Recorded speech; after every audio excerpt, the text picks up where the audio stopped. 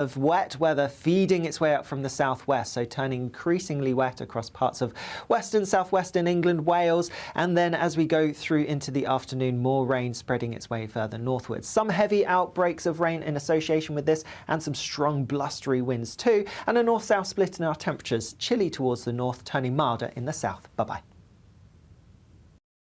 That warm feeling inside from Boxed Boilers, sponsors of weather on GB News.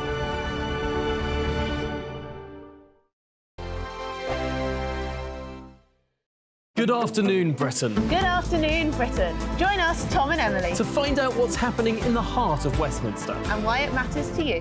Weekdays from midday, we bring you the most compelling stories from across the United Kingdom. And from your doorstep to our inbox, That's right, we want to hear from you, GB News. Britain's news channel. When the news happens, it happens here. And really important breaking news. Breaking news this morning. On TV, radio and online, the news starts here on Britain's Newsroom. All the biggest stories and the answers that you need from across the UK and beyond. Join Britain's Newsroom from 9:30 on GB News. The People's Channel, Britain's news channel. Patrick Christie's Tonight. Weekdays from 9 p.m. We have let Islamist extremism into Britain, we've let it fester, and now we've let it win. Our absolutely spineless surrender merchant political top brass are rolling over while government ministers wear stab vests and quit their jobs in fear. Veteran Tory Minister Mike Freer has had death threats from Islamists, as well as an alleged arson attack on his office. The motive there has still not been established. He's standing down because he doesn't want to die. I cannot emphasise how important this is. A minister of the government is quitting his job because he doesn't want to be killed by a lunatic jihadi. And our Prime Minister has said absolutely nothing. Nothing. A spokesman for Rishi Sunak said he was saddened. Is that it? Our Prime Minister should have been out on the steps of Downing Street saying that we will not be intimidated. We will not let this continue. Enough is enough. What does he do instead? He tweets about XL bullies.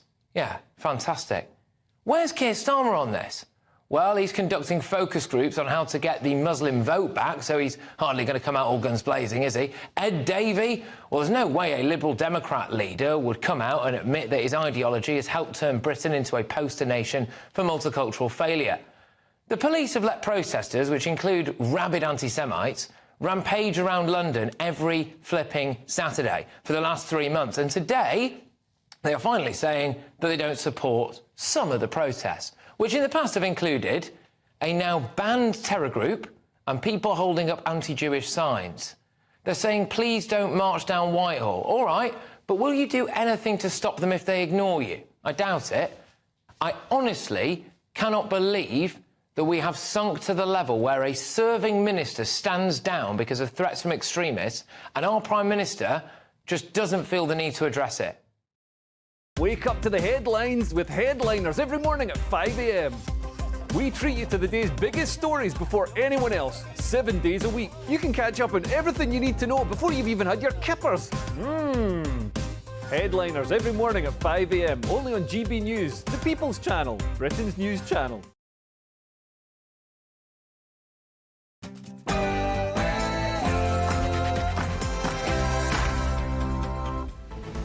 Good afternoon, Britain. It's 12 o'clock on Monday, the 12th of February. Conspiracy candidate. Labour has chosen to stand by its Rochdale by-election candidate Azhar Ali after he said that Israel deliberately allowed the October the 7th Hamas terrorist attacks to justify its invasion of Gaza. Pressure mounts on Keir Starmer, who continues to stand by this candidate. Woke Army. Senior military figures have written an open letter calling on the Defence Secretary to axe what they call racist and intolerant diversity and inclusion policies to return the army to its core values of patriotism and unity. And Bibi baptisms. Portland residents have launched a petition calling on the government to take religion out of the asylum process. This as it's revealed that murderers, sex offenders and drug dealers are among those granted asylum after converting to Christianity.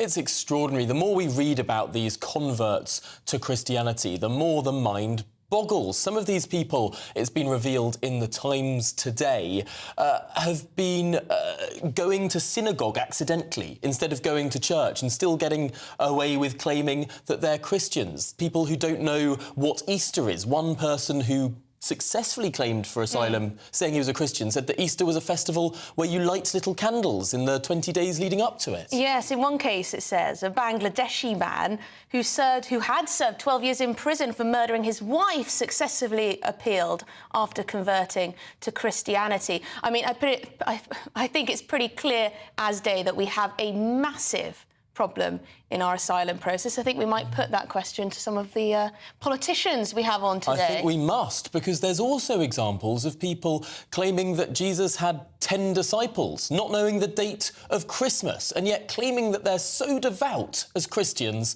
that they would be persecuted in their home countries. Curious. It is very curious indeed. Let us know what you think about all the topics we're discussing today. But shall we get your headlines?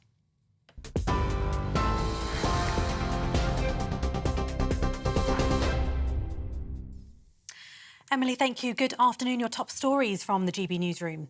The Prime Minister has been defending his government's action on the economy, insisting it's now turned a corner. During a visit to Harrogate in Yorkshire, he acknowledged it's been a difficult few years for households. Data published later this week will show whether or not the UK has slipped into a technical recession. The Prime Minister didn't say whether that would end the prospect of further tax cuts.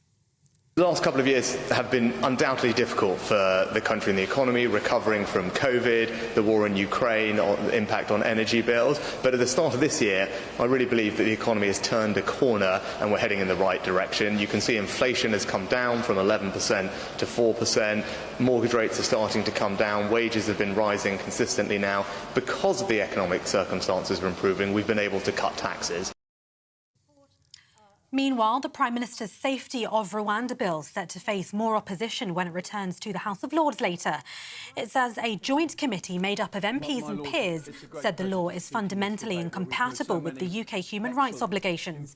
The House of Lords will vote on a series of amendments designed to weaken Rishi Sunak's legislation to deport asylum seekers. The Foreign Secretary says Israel should stop and think seriously before taking further action in Rafah in the south of Gaza. His comments come as Israeli forces freed 2 hostages overnight during a raid in Rafah. Fernando Simon, Marmon and Louis Hare were among more than 200 people kidnapped in October last year. The operation to free them came under the cover of airstrikes. The Hamas-run health ministry says 67 Palestinians were killed. Israel's Prime Minister Benjamin Netanyahu says pressure will continue until there's a total victory against Hamas. Both the Labour leader Sir Keir Starmer and Lord Cameron have voiced their concerns about the prospect of a military offensive in Rafah, where over 1 million displaced people are sheltering. We are very concerned about the situation and we want Israel to stop and think very seriously before it takes any further action. But above all, what we want is an immediate pause in the fighting, and we want that pause to lead to a ceasefire, a sustainable ceasefire without a return to further fighting. That's what should happen now. We need to get those hostages out, including the British nationals. We need to get the aid in. The best way to do that is stop the fighting now and turn that into a permanent, sustainable ceasefire.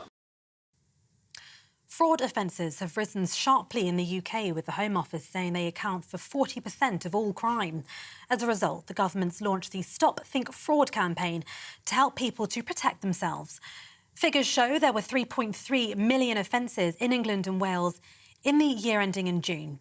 Labour's blaming the Tories for an almost 8-fold increase, but Security Minister Tom Tugendhat, who was on a raid in East London this morning, says the government's doing all it can to minimise fraud. Well, it's down 13% year on year, so that demonstrates at the very least that we're extremely serious about bringing it down. And then the investment in officers, 400 new officers into the National Fraud Squad and the National Fraud Intelligence Unit, means that what we're doing is we're actually targeting fraud where it really matters. We're also organising an international fraud conference, which will be coming up in March. And all of this is working together with the Online Fraud Charter, which has already taken fraud very seriously on online platforms and managed to reduce it. 1 in 5 NHS jobs are now filled by non-UK nationals. New NHS data shows a third of doctors and 3 in 10 nurses working in the health service come from overseas, the highest proportion since records began. The overall figure for NHS England in September last year was at 20.4%. Health bosses say it reflects how the NHS depends on its talented international workforce, but warns overseas recruitment can't fill vacancies forever. For all the latest stories, sign up to GB News Alerts by scanning the QR code on your screen or go to gbnews.com/alerts.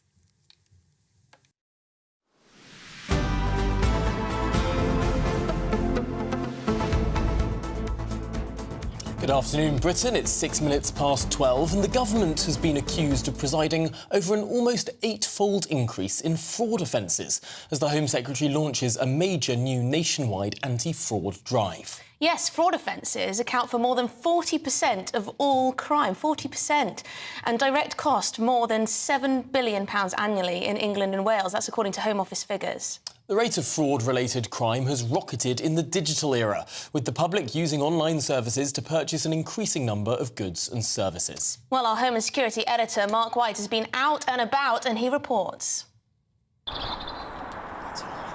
In this East London residential street, dozens of police officers are about to raid a property linked to online fraud.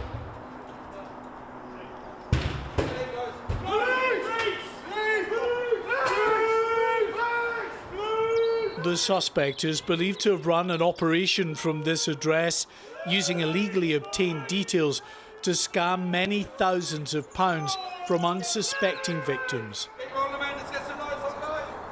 This raid is part of a nationwide crackdown targeting some of those responsible for frauds that cost the country tens of billions of pounds each year and amount to 40% of all crime.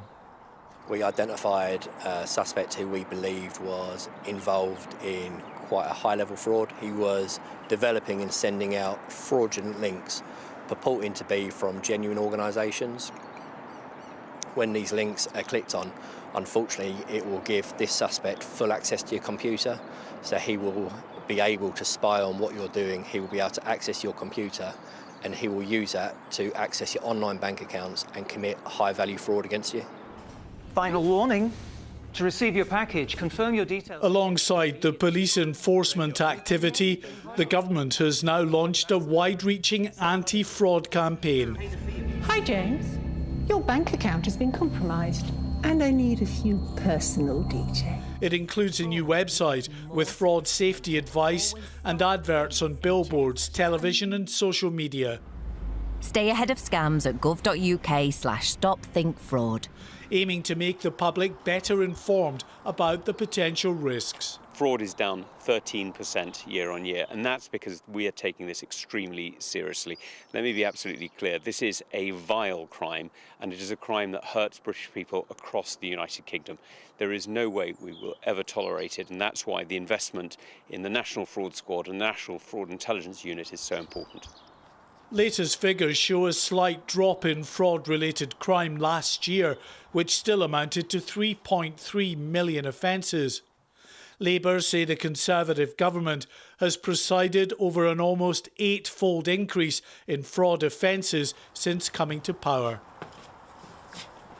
This suspected online fraudster is now in police custody, awaiting a likely prosecution. Authorities want the public to be far more aware of the growing risks out there, from the many others looking to exploit and to steal from the unsuspecting. Mark White, GB News.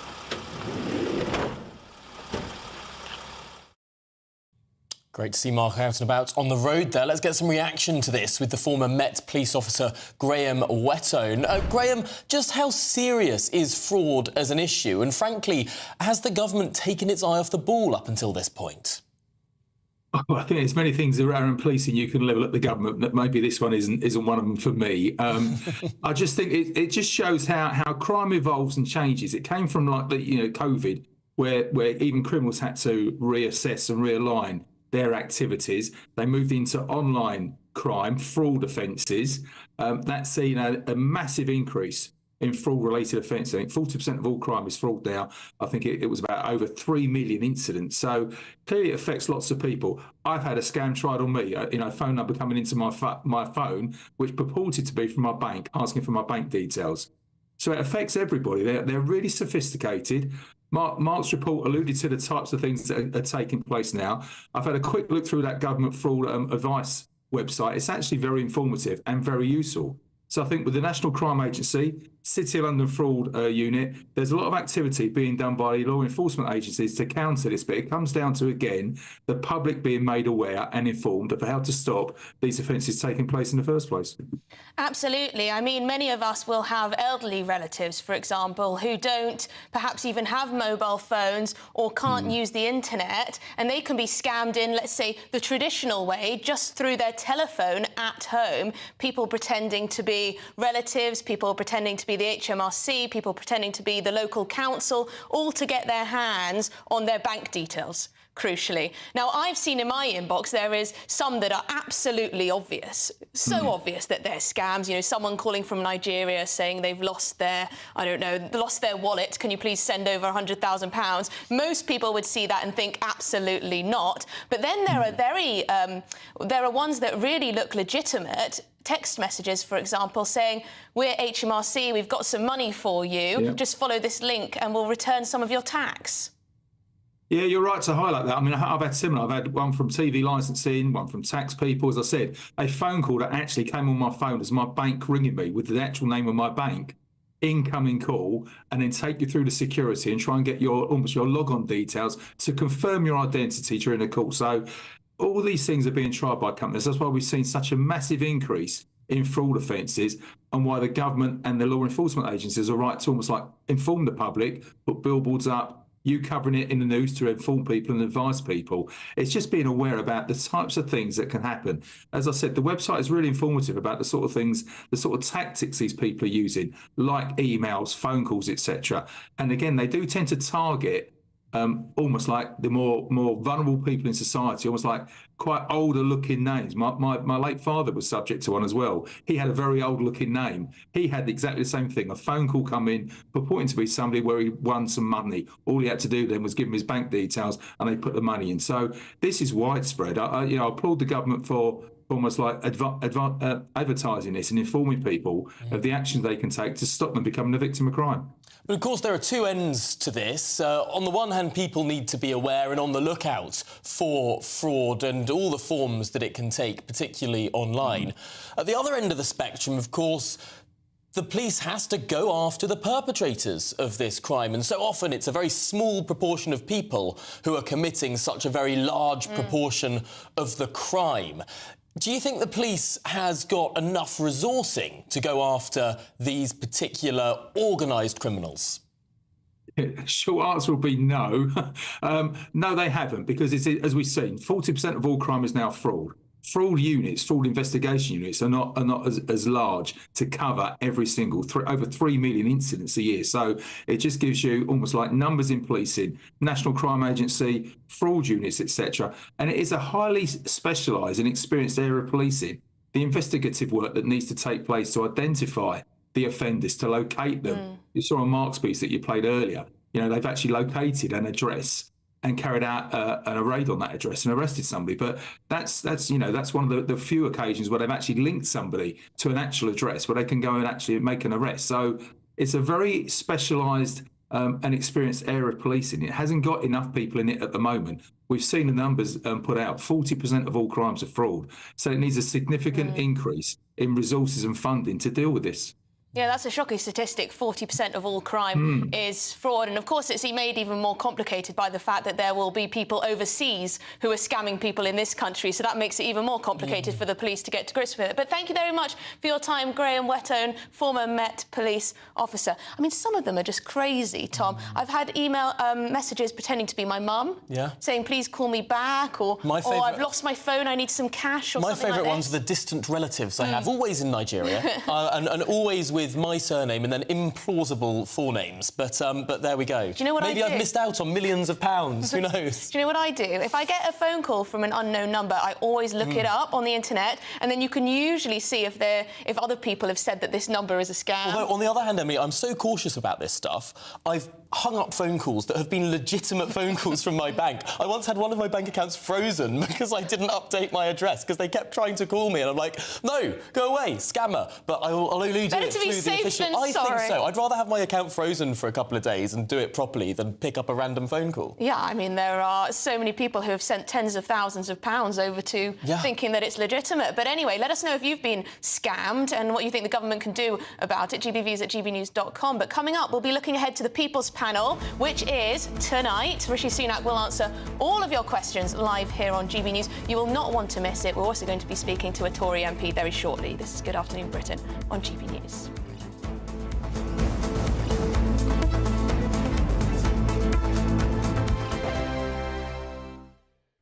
2024, a battleground year. The year the nation decides. As the parties gear up their campaigns for the next general election. Who will be left standing when the British people make one of the biggest decisions of their lives? Who will rise? And who will fall? Let's find out together. For every moment, the highs, the lows, the twists and turns. We'll be with you for every step of this journey. In 2024, GB News is Britain's election channel. Good afternoon, Britain. Weekdays from midday. Francis, Just Stop Oil have in the past broken the law. I remember distinctly the Dartford crossing. That ended up with 2 jailed, I believe, if I remember correctly. Is it ever justified in your view? Yeah, thanks so much for having me on. I mean, I would have to say yes. I mean, we're trying to preserve my life, your lives, the lives of your family, and it's not just the planet that we're trying to protect, it's the lives of millions of people. And, you know, we know from history that we have to break the law in order to put pressure on the government and to be listened to. No one would doubt your sincerity in your views. You genuinely believe in what you fight for. But there are others who think differently. For example, there are Islamist extremists who believe that people will go to hell unless they convert to Islam. They will sincerely, perhaps, break the law in order to force people to convert. In their view, they might be saving people's lives for eternity. There might be abortion activists who say that babies are being murdered and to save their lives we need to break the law to stop people having abortions. Why do you get to say that your moral conviction is the one that's right and other people's individual moral conviction are those that are wrong? So what's really integral to the Just Stop Oil campaign is the fact that it is a non-violent campaign. That's what separates us from the examples that you've just given. We're absolutely dedicated non-violence, both as a tactic and as a principle. So though we might be breaking the law... If individuals take it upon themselves to break the law for whatever their course is, surely the way that we decide what society wants in general is democratic and within the law. Well, of course, we know also that protest is absolutely integral to maintaining and upholding a democracy, and in particular, non-violent protest. I mean, I really can't express to you how severe this situation is, and I'm sure you know this. I'm Michelle Dewberry, and I'm not here to tell you what to think. I'd much rather hear what you have to say. So, send in your opinions to gbviews@gbnews.com. Keep them clean, and you never know, I might read them out.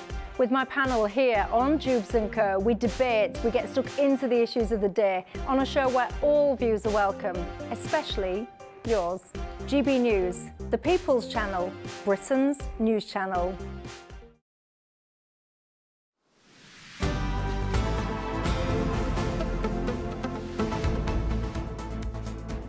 Good afternoon, Britain. A very exciting day for us here at GB News. We're hosting the Prime Minister in a People's Forum at 8 p.m. this evening in the North East. He'll be answering your questions on the issues that matter most to you. Yeah, this is going to be good. The event is being held in the North East and will be hosted by our fellow GB News presenter, Stephen Dixon, the man himself. Of course, it's all in the context of this year's general election. Not just the general elections, but also some crucial by-elections this very week. So let's speak to a Conservative MP now, a man who's known a by-election campaign in his own past. Paul Bristow is the MP for Peterborough. And Paul, I want to talk to you first about the Rochdale by-election, because there have been some extraordinary comments released over the weekend from the Labour candidate, Azhar Ali. Now, he seemed to suggest that Israel knew about or tacitly allowed the attacks on its own country as a justification for attacking Gaza. This is an extraordinary statement, and the Labour Party, as of yet, have not chosen to distance themselves or stop campaigning for him. Well, Tom, they're grotesque, aren't they? And I fully expect the Labour Party to be eventually dragged kicking and screaming into a position they should automatically be in. But obviously that's a position for the Labour Party. But I can just tell you this, if a member of the Conservative Party, let alone in a by-election situation, had said something like that, their feet wouldn't touch. It's interesting, though, isn't it, Paul? Because you were sacked, essentially, for going against the government line when it came to a ceasefire in Gaza. Well, that's right. I mean, I believe in peace, and I think that what's happening in Gaza at the moment is appalling. You've seen the number of people who are dying there, but to try and conflate and suggest that this somehow was a deliberate act by Israel, I think is grotesque. And I tell you what, you don't need to win votes amongst the Muslim community by saying things like this. If you just campaign to show why your area is best with you as a member of parliament and are able to talk about international situations with empathy and understanding, then you don't need to peddle conspiracy theories Paul, like this. Was that one of the reasons you decided to go against the government when it came to a ceasefire, because of the makeup of your constituency? Well, for two reasons. First, I believe in humanity, and I think the scale of killings in Gaza is far too high, and I want to see an immediate ceasefire. But I'll tell you what I also did. I also listened to my constituents, and I think that's what any MP should do. Looking at the process by which this candidate has been selected, the Labour Party is saying that, well, the ballot papers have been printed, this candidate's name is on those ballot papers. All they could do at this point, really, is stop spending Labour Party's members' money campaigning for him, stop sending shadow cabinet ministers up to campaign for him, but he'd still be on the ballot. Labour would still be written next to his name. Do you understand the predicament that Sir Keir Starmer finds himself in there? Sort of, he feels like almost he has to stand by this candidate, perhaps. Well, it's an embarrassing situation, I granted, but I think when there is a situation like this, you've got to demonstrate what you stand for and your values. And if I were Sir Keir Starmer, I perish the thought that I would ever lead a major political party, but if I was Sir Keir Starmer, I would make it clear that if this man should win that by-election, he wouldn't be a member of the Labour parliamentary party. And, you know, the last thing I would do would be sending members of the shadow cabinet to stand next to him grinning, I think, and endorsing him, because that causes a great deal of offence to many Jewish people. And let's just remember what it is he's said here. This is, you know, people might say, oh, all he's doing is criticising the state of Israel. No, what he's suggesting is that Israel would somehow do this deliberately to try and invade Gaza, and it's a part of a trope that Jews somehow would want to go around killing people. That's grossly offensive. And it's not like he happened to come onto some sort of conspiracy theory. What he said is grossly offensive. And if anyone in the Conservative Party had said such a thing, their feet wouldn't touch. Yes, the Shadow Minister without portfolio, Nick Thomas-Simons, did say he fell for this online conspiracy theory. I take what he says at face value, as in his apology. It's worth saying that Azhar Ali has since released a statement in which he apologises for his comments. He said, I apologise unreservedly to the Jewish community for my comments, which were deeply offensive, ignorant and false. Hamas's horrific terror attack was the responsibility of Hamas alone, and they are still holding hostages who must be released. That is a statement released after the story, of course, became public. But Paul, I want to talk to you a little bit about the state of the Conservative Party as well. The polls are not particularly rosy for your party. The Prime Minister will be facing a representative audience of the country in the North East on GBNews this evening. What on earth can the Prime Minister say to turn things around?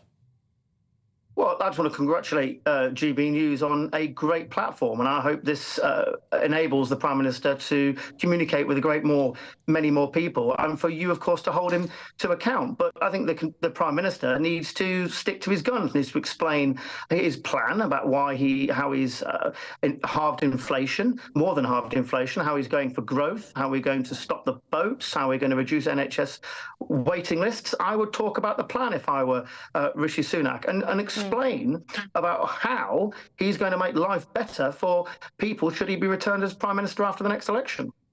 And Paul, you will have seen Kwasi Kwarteng's, the former Chancellor, his comments about Boris Johnson, saying that he urges Rishi Sunak to swallow his pride and ask Boris Johnson to return to the Tory fold. Would you be supportive of that? Boris Johnson back?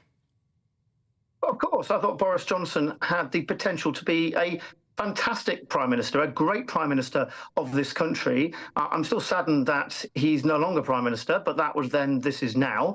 And I think Boris has got an enormous contribution to make, and I hope he's back in the fold. I think the best times for the Conservative Party since I were the MP was when Boris Johnson was Prime Minister and Rishi Sunak was Chancellor of the Exchequer, and they worked incredibly closely together. I hope they can work incredibly closely on the campaign and deliver another term for the Conservatives. Will you be asking Rishi to pick up the phone to Boris to get them both out on the campaign trail together? Well, I'll certainly be encouraging that, but whether Rishi Sunak will be listening to what I've got to say is another matter entirely. But I think the two of them together would be a fantastic and formidable winning machine. It was in the past and it can be again. Well, Paul Bristow, Conservative MP for Peterborough, thank you so much for your time this afternoon. We really appreciate it. Now, here are the candidates standing in that Rochdale by-election. Azza Ali from the Labour Party, Mark Coleman, Independent, Simon Danchuk, Reform UK, Ian Donaldson, Liberal Democrat, Paul Ellison, Conservative, George Galloway, Workers' Party of Britain, Michael Howarth, Independent, William Howarth, Independent, Guy Otten, Green Party, Ravin Roden, Subordinate, Official Munster Raving Looney, and David Tully, Independent. There you go. Lovely to see all of those candidates, of course, a full spread. But as we mentioned, tonight is the People's Panel, in which you can put your questions to the Prime Minister. Let's go to County Durham and speak to GB News political editor Christopher Hope. And Christopher, it's an incredibly exciting day. To some extent, this is the first big public televised event of the general election campaign.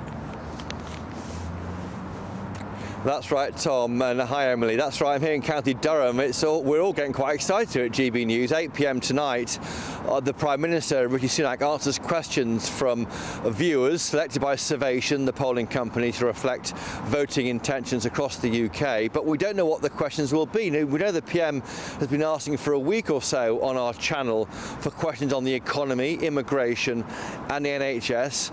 And anything else, and it's those last two words, I think, which is so fascinating, because literally anything can happen.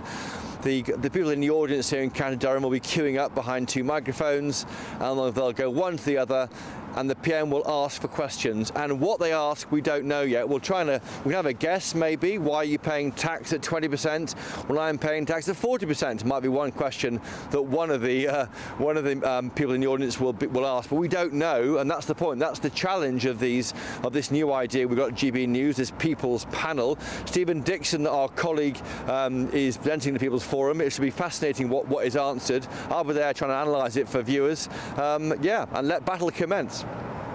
Christopher, there's a lot in the papers today about the asylum system. There's a lot in the papers about the woke military, the woke army. The Ministry of Defence has been sent an open letter by senior military officers saying that essentially the military needs to get rid of all this diversity and inclusion policy that they call racist. There's quite a lot to go at there. What do you think the main things are going to be that the Prime Minister is pressed on? Any of that? Yes, definitely that. I think, though, when it comes down to what people are really bothered about at the moment, it comes down to probably the NHS. Why can't I or my relations or friends get treated on time by the NHS? Why can't you stop the small boats? Of course, small boats legislation back in the House of Lords today and Wednesday being watered down. And I think taxation. I mean, people feel broke. They feel inflation is working against them. They wonder why more people are being dragged into those higher tax bands. That's not fair. Mr. Sunak Sunak, why can't you deal with that? I wonder whether the PM might reply, well, we're doing our best. By the end of the year, the economy could be in a better place. Trust us, don't risk it. With the other side, that's the Labour Party. Clearly, Number 10 think that they're 20 points behind in the polls. It's worth trying new things to try and cut through to an audience. And of course, I'm here in County Durham, Red Wall territory, the Red Wall which was built by Boris Johnson, you were discussing earlier. How can he win support of people living here to win back another majority for the next election? Well, we'll find out tonight.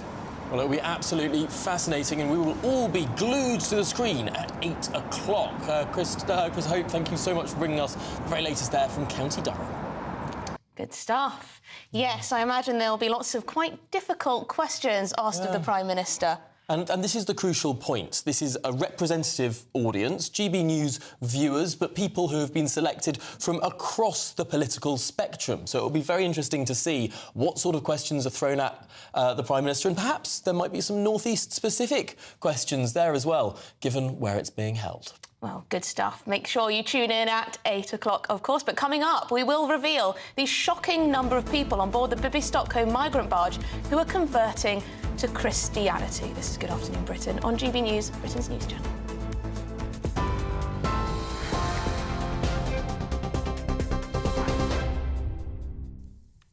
Good afternoon, I'm Tatiana Sanchez with your top stories from the GB newsroom. The Prime Minister has been defending his government's action on the economy, insisting it's now turned a corner. During a visit to Harrogate in Yorkshire, he acknowledged it's been a difficult few years for households. Data published later this week will show whether or not the UK has slipped into a technical recession. The Prime Minister didn't say whether that would end the prospect of further tax cuts. The last couple of years have been undoubtedly difficult for the country and the economy, recovering from COVID, the war in Ukraine, the impact on energy bills. But at the start of this year, I really believe that the economy has turned a corner and we're heading in the right direction. You can see inflation has come down from 11% to 4%. Mortgage rates are starting to come down. Wages have been rising consistently now. Because of the economic circumstances are improving, we've been able to cut taxes. Meanwhile, the Prime Minister's Safety of Rwanda bill set to face more opposition when it returns to the House of Lords later. It says a joint committee made up of MPs and peers said the law is fundamentally incompatible with the UK human rights obligations. The House of Lords will vote on a series of amendments designed to weaken Rishi Sunak's legislation to deport asylum seekers. Fraud offences have risen sharply in the UK, with the Home Office saying they account for 40% of all crime. As a result, the government's launched the Stop Think Fraud campaign to help people to protect themselves. Figures show there were 3.3 million offences in England and Wales in the year ending in June. Labour's blaming the Tories for an almost eightfold increase since they came into power. For the latest stories, sign up to GB News Alerts by scanning the QR code on your screen or go to gbnews.com/alerts.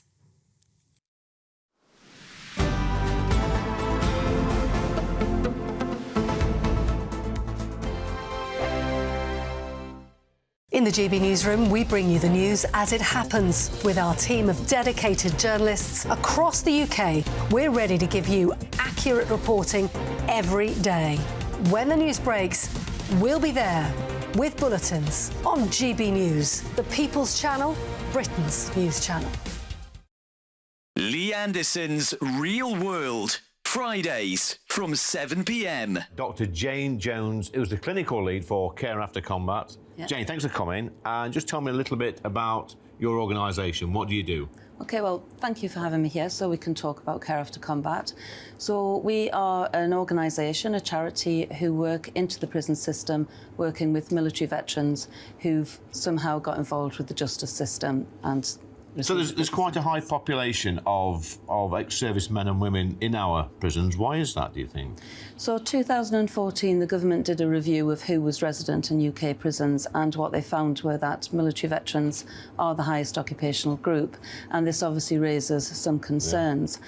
So the government wanted to do something about that, and so they supported Care After Combat initially just as a scoping exercise, really, to see if there was any way we could help these men and women actually, understand the problems that led to offending behaviour and go on to lead successful lives. So what sort of offending behaviour are we talking typically for people that's in prison that's actually served in our armed forces?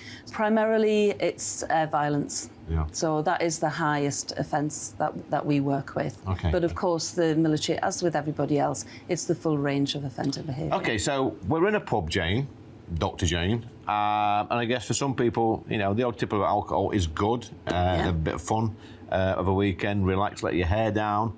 But for some people, alcohol is not always their best friend, and I guess that plays a part in some of your veterans that end up inside.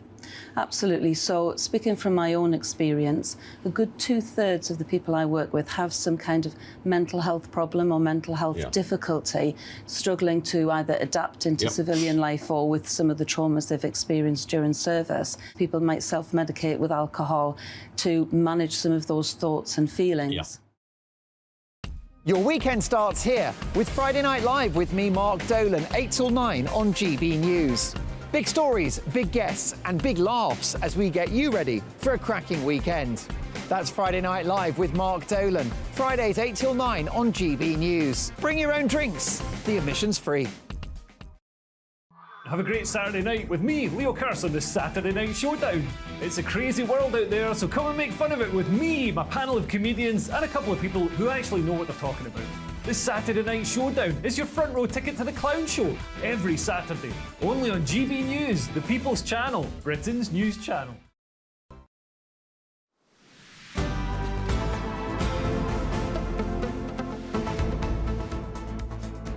Good afternoon, Britain. It's 12:36, and the people of Portland in Dorset are calling on the government to take religion out of any consideration around asylum claims. Yes, this comes after it was revealed, get this, 1 in 10 residents of the Bibby Stockholm are regularly attending church services and are converting to Christianity in record numbers. So to clarify, these are people who have arrived in the United Kingdom not saying they're Christian, and then suddenly deciding they're Christian once their asylum application has begun. Curious. Bit sceptical, Tom. A little bit. The issue has been thrown into sharp relief after it emerged that the Clapham chemical attacker, Abdullah Zaidi, was allowed to stay in the country when a priest allegedly confirmed he had converted to Christianity. Yes, our South West of England reporter Jeff Moody has the story for us.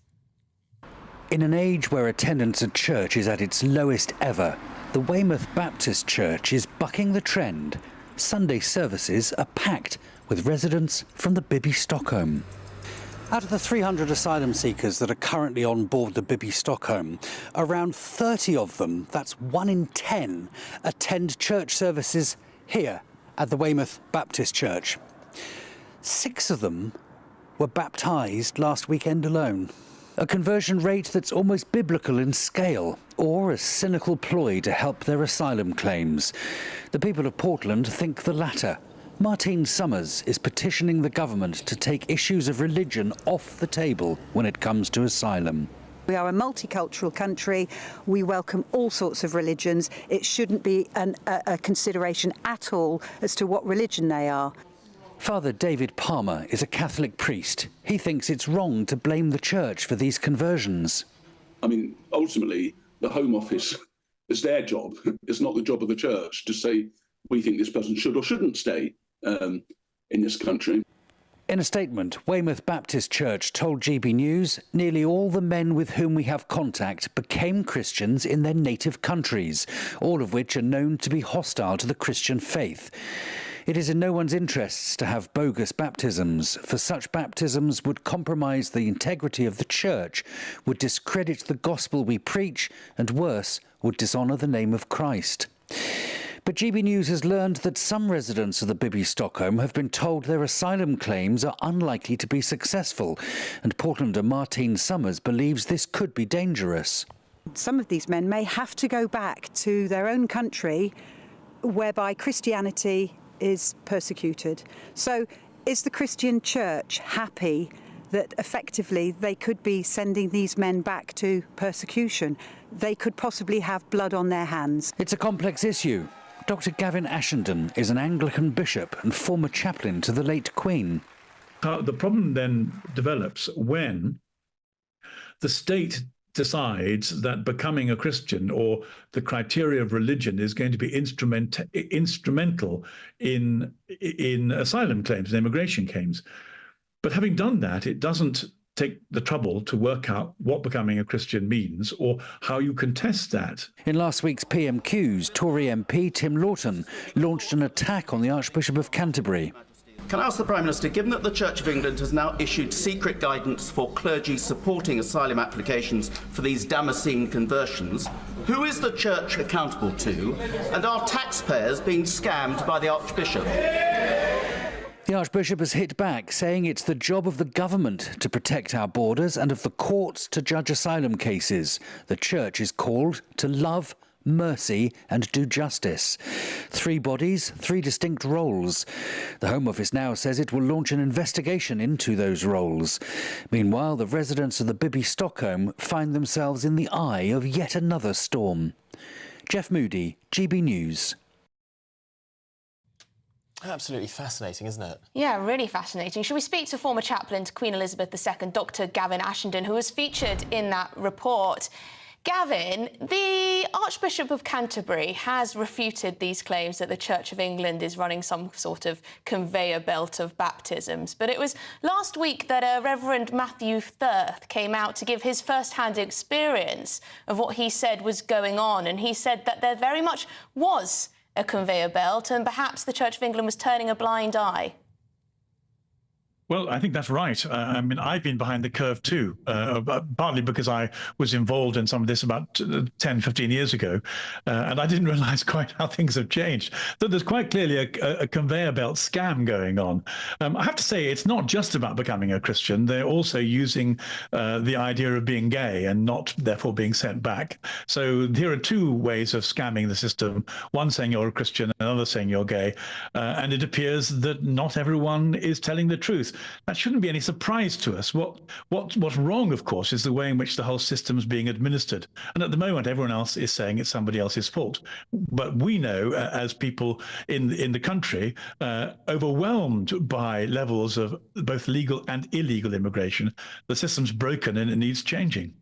It is remarkable to read some of the examples of this. You mentioned people claiming homosexuality. The Telegraph reported just a few days ago that one asylum seeker halfway through his interview was claiming to be gay and stopped claiming it because he was so disgusted by the prospect. I mean, it really does boggle the mind. But today we learn about more to do with those who've been trying to convert to Christianity, not knowing what Easter is, not knowing when Christmas is, thinking Jesus had 10 disciples. This stuff is incredibly basic, and yet these people are being approved by the Home Office in many, many cases.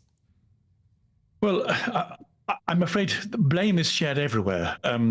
It's easier to be critical if you have specific details, but I'm afraid I'm not entirely convinced by what Weymouth Baptist Church is saying. You're quite right. It wouldn't be very difficult to test how authentic the conversion was, but no one's doing it. So, and again, the problem, if you like, there's a difference between Catholicism and Protestantism, if I can be sectarian for a moment as a Catholic. As a Catholic, you have to go to Mass and go on going to Mass if you become one. But part of being a Protestant is it's the primacy of the individual conscience. You just say you're converted and you've become a Christian, and there's no mechanism to hold you to account for that afterwards. And what the situation is missing in every respect is a mechanism of accountability. So some churches are worse in it than others, but worst of all is the Home Office. Gavin, what benefit would there be for these churches to be baptising these asylum seekers? Is there any benefit to the church itself? Why would they be doing this? I'm trying to get my head around the motivation. Is it genuinely that they just want more people in their congregations, or is there something else to this? Well, so most situations have got vice and virtue in them. I mean, the virtue in this is that Christians want people to have the experience of knowing the reality of God, to being loved and loving Jesus, to have their natures transformed, to be set free by forgiveness. There's a whole load of reasons why we want to tell people about Jesus. The vice side of it is that Christianity is on the back foot. It's very unpopular in our culture. And if you can find more people to come to church, then you're going to want to make the most of it. The problem is we're in a kind of perfect storm, really.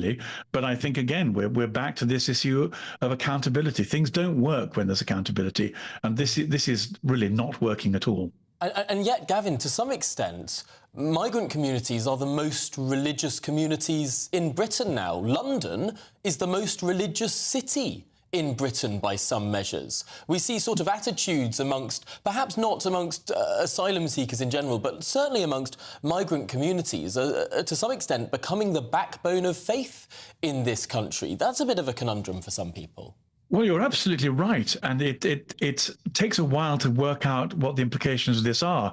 You know, my neighbours have given up on Christianity for all kinds of reasons, partly propaganda through the schools and partly actually yourselves excluded media hostility. But whatever it is, Christianity throughout Europe is really having a very hard time functioning. But in the rest of the world, it's flourishing, and as the rest of the world comes to our country, so they bring with them authentic Christian faith and an enormous amount of vibrant, determined, colourful, really sincere and excellent Christianity that immigrants are bringing in with them. It's, as you say, it's a conundrum and a paradox that the people who are really practicing the faith well happen to be not the indigenous English. It's just another example of the weird contradiction that this whole situation is throwing up. Well, thank you very much indeed for talking to us. Dr. Gavin Ashenden, former chaplain to Queen Elizabeth II. Great to get your insight. Coming up, the Israeli military say it's rescued 2 hostages from Rafah in the south of Gaza. We'll be hearing from Lord Cameron on whether Israel should continue its offensive. See you very shortly.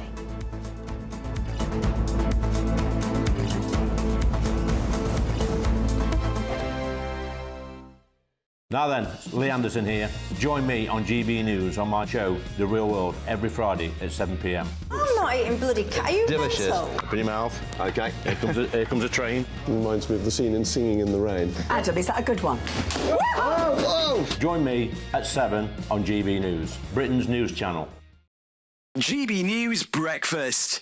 Every day from 6 a.m. Marnie says being sexy in business is entirely possible and maybe even better. Well, Marnie, this is something I say is true. I've had to live with this for quite a long time. And I think you can do both. Now, tell me, it's lovely to see you, first of all. Thank you for having me. In all your gorgeousness. And you're telling me that often is regarded as something derogatory or something to hold you back. Is that right? It's just this really unfair thing, this really unfair narrative that women can't do both. Even men can do, as you know, Eamon, you can do it. You can do it all. And I just think, you know, women are so multifaceted. They can be mothers, they can be sexy, they can be businesswomen, they can be silly, they can be all these different dimensions. And this press push that we have to limit ourselves to one category is just unfair. But do you think that is where some people may be wrong-footed or go wrong to underestimate you? Exactly. There is that saying, disarm with charm. So, you know, that there is that idea that people do look at someone who cares about how they look, who's perhaps a bit feminine, and underestimate them. But hopefully I proved that wasn't the case in the boardroom. And thank goodness for Karen Brady. She's definitely upped the glam stakes on the show. And if anybody can prove that you can be sexy and successful in business, I suppose it's her, really. But where do you think most of the criticism comes from? Because I have to say, hard to believe, but when I was younger, I certainly got a bit of this at my old employer, being told that I had to dress a certain way, not to be too sexy, which I found hugely out, you were told this by women. I was told this by a female boss who didn't like me wearing zips on the back of my dress. Not just me, but some of the other presenters there. And I took such offence. I felt like she thought that I was some sort of, I don't know what. Do you take offence when people are criticising you, that, you know, in some way they think you're, I don't know? There's just no right answer. And as we said, I think Karen Brady is doing an excellent job at leading the charge that you can be glamorous and get the job done. GB News, unlike other broadcasters, isn't obsessed with the London-Westminster bubble. We think there's a nation beyond the M25, and that's why we talk about the issues that matter across the land. Join me on State of the Nation, 8 to 9 o'clock, Monday to Thursday, on GB News. Daisy's listening, and you should too. Wake up to the headlines with Headliners every morning at 5 a.m. We treat you to the day's biggest stories before anyone else, 7 days a week. You can catch up on everything you need to know before you've even had your kippers. Headliners every morning at 5 a.m, only on GB News, the People's Channel, Britain's news channel.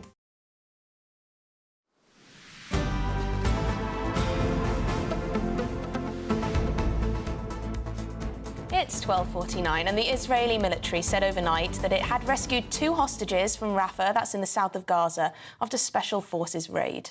The operation was launched alongside a wave of airstrikes which killed dozens of people. Yes, it comes after warnings from global leaders over Israel's planned offensive in the city, where 1.5 million people are sheltering. Let's turn to our reporter Charlie Peters, who joins us now in the studio with the very latest. And Charlie, this is a very, very interesting set of affairs. On the one hand, people who are against Israel's actions say, look at all the casualties. On the other hand, Israel will be saying, this is precisely why we need to go in. The hostages are here. That's right, and last night's operation, a success, concluding at around 2 a.m. local time in the centre of Rafah, brings the number of hostages rescued through military means to 3. Those 2 men, aged 60 and 70, now receiving treatment at the Sheba Medical Centre in Ramat Gan, just east of Tel Aviv in central Israel. So that's 110 hostages released through that ceasefire agreement, which started in November, and then, of course, the 3 reaching that total overnight. Now, 3 hostages we know have also been killed by direct Israeli military action. It's likely that the real number is much higher. We just don't know the full extent of the situation that the hostages are enduring, their latest health, and where indeed they are. But it's likely that dozens are throughout the Gaza Strip, throughout the whole area, being kept in that labyrinth of subterranean tunnels. So how the hostages are released, that focus is, of course, at the centre of this conversation. But just 3 have been released through these direct military means, leading many commentators and international actors to call for that immediate ceasefire. And we heard from Lord Cameron in the last hour or so saying that a sustainable ceasefire was necessary to ensure that the situation does not descend further. And one case... Very concerned about the situation, and we want Israel to stop and think very seriously before it takes any further action. But above all, what we want is an immediate pause in the fighting, and we want that pause to lead to a ceasefire, a sustainable ceasefire, without a return to further fighting. That's what should happen now. We need to get those hostages out, including the British nationals. We need to get the aid in. The best way to do that is stop the fighting now and turn that into a permanent, sustainable ceasefire. But he's speaking specifically about the situation in Rafah. He also said, Lord Cameron, that they have nowhere to go, because in the south there is Egypt, which is specifically opposed to any evacuation of Gazans into the Sinai Peninsula, as are many of the countries in the Arab region. And then into the north, many of the people who have fled to Rafah, some 1.3 to 1.5 million taking shelter there, have had their homes destroyed, and returning north is impossible as fighting continues in that area. Benjamin Netanyahu says he is still working out a detailed plan on how to keep civilians safe. The US says that any ground invasion into Rafah would be disastrous, while there is no credible plan to keep civilians away from the hostilities. And it's clear that after last night's actually very targeted operation and relatively limited airstrikes, that any ground invasion or significant military operation inside Rafah on the edge of that coastal strip is unlikely to take place in the coming days. Clearly, significantly more planning is required to wipe out the 4 remaining Hamas battalions that the IDF say are still nestling deep inside Rafah, possibly also in underground tunnels there. And Charlie, there's been a huge outpouring of, outrage over the death of a 6-year-old Palestinian girl. Can you tell us some more about that? The 6-year-old girl that was confirmed dead 3 days ago, and the extent of the civilian casualties in Rafah are so great that the conversation moves to the latest figures almost by the hour. I mean, overnight we've heard that from the Hamas-run health ministry, some 67 killed in these airstrikes overnight. They say women and children among the dead. Local news agencies reporting over 100 killed there. So it is the appalling reality of the situation in Gaza that as Israel carries out these targeted strikes on significant targets within Gaza, many civilians are also being counted among the dead there. Such an impossible position. Charlie Peters, thank you so much for bringing us the very latest and indeed the UK reaction to this news. Yes, but coming up, we're going to be discussing The army. Does the UK Army need to return to its core values of patriotism and unity? This comes after an open letter to the Secretary of State for Defence slamming its diversity and inclusion policies. We're going to be debating that. We will be. It'll be a fiery debate after this short break. Don't go anywhere. This is Good Afternoon Britain.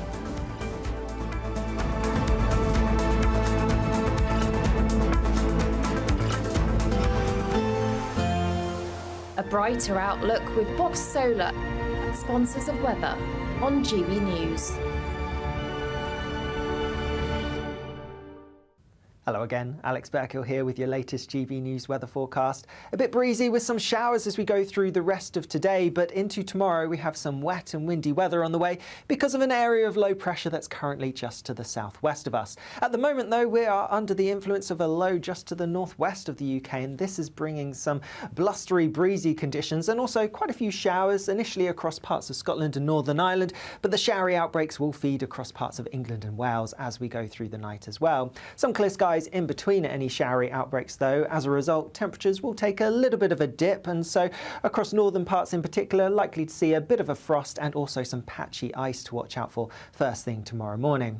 Otherwise, as we go through tomorrow, it's wet and windy weather pushing up from the southwest that we need to watch out for. So a pretty wet start across many parts of southwest England and Wales too. That rain then continuing to feed further northeastwards as we go through the day. So most places seeing some rain for a time, and that rain could be quite heavy with some strong blustery winds in association with it, though we are going to see some milder air coming in, so temperatures peaking around 13, possibly 14 Celsius in the southwest. The unsettled thing continues as we go into Wednesday for much of the UK. Further outbreaks of rain, and these could be heavy at times, perhaps staying drier across the far north of Scotland. More rain to come as we go through Thursday, but likely to turn drier as we go towards Friday, and temperatures on the whole are going to be a little bit above average. Bye-bye.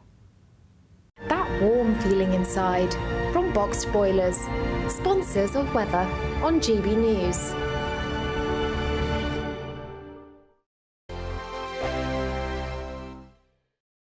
I think the most exciting bit for me is talking to people. People who I think are ignored often by the major news channels. We're going to give news they want to hear. There's a voice there that needs to be heard. I think there's a chance here for a diversity of opinion to be expressed, which you don't find elsewhere. It's really exciting. We don't hold back. We're free to say how decisions that are taken here affect us all around the country. Only on GB News, the People's Channel, Britain's news channel. Patrick Christie's Tonight, weekdays from 9 p.m. Former First Minister Nicola Sturgeon has made her much-anticipated appearance before the Scottish COVID inquiry today. It comes after allegations emerged that she deleted key pandemic WhatsApp messages, used the pandemic to push her own political agenda. But let's just cast our mind back, shall we, to August 2021, when Sturgeon was asked if she'd hand over all her WhatsApps to the inquiry. Here we go. I think if you understand statutory public inquiries, you would know that even if I wasn't prepared to give that assurance, which for the avoidance of doubt I am, then I wouldn't have the ability. This will be a judge-led statutory public inquiry. Which, for the avoidance of doubt, I am. OK. Well, you weren't, were you? But fast forward to today, and she was much less forthcoming. WhatsApp messages between yourself and Mr Yusuf and Ms Lloyd were produced by you. Where did you get them? They were provided to me through the Scottish Government. But did you delete them? Yes. Did you consider yourself, against that background and your considerable ministerial experience, to be precisely the right First Minister for the job? No, that's not how I would have thought of it at all. There's a large part of me wishes that I hadn't been. All right, then. I'm joined now by Tory MP Lee Anderson.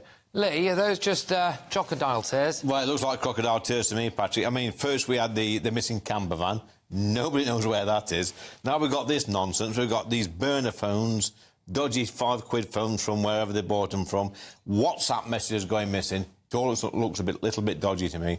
I mean, she's bleating on there, she's crying on screen.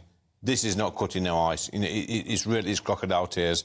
It makes you wonder what the SNPs are all about, Patrick. It looks...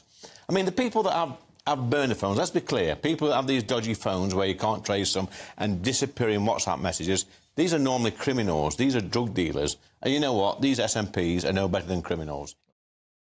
Join us every night on GB News at 11 p.m. for Headliners, which is 3 top comedians going through the next day's news stories, which is exactly what you need, because when the establishment has gone crazy, you need some craziness to make sense of it. Headliners. You don't have to bother reading the newspaper. We've got it covered for you. Every night at 11 p.m. and repeated every morning at 5 a.m. We won't send you to sleep like some of the other paper review shows out there. So join us 11 p.m. every night on GB News. The People's Channel, Britain's news channel.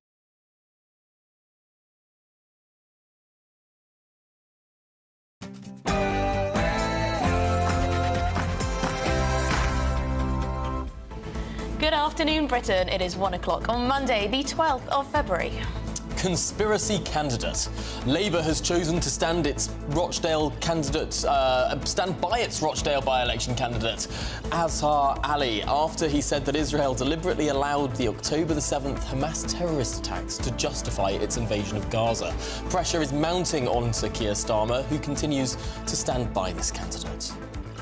Woke Army. Senior military figures have written an open letter calling on the Defence Secretary to axe what they call racist and intolerant diversity and inclusion policies and return the Army to its core values of patriotism and unity. Is the Army too woke?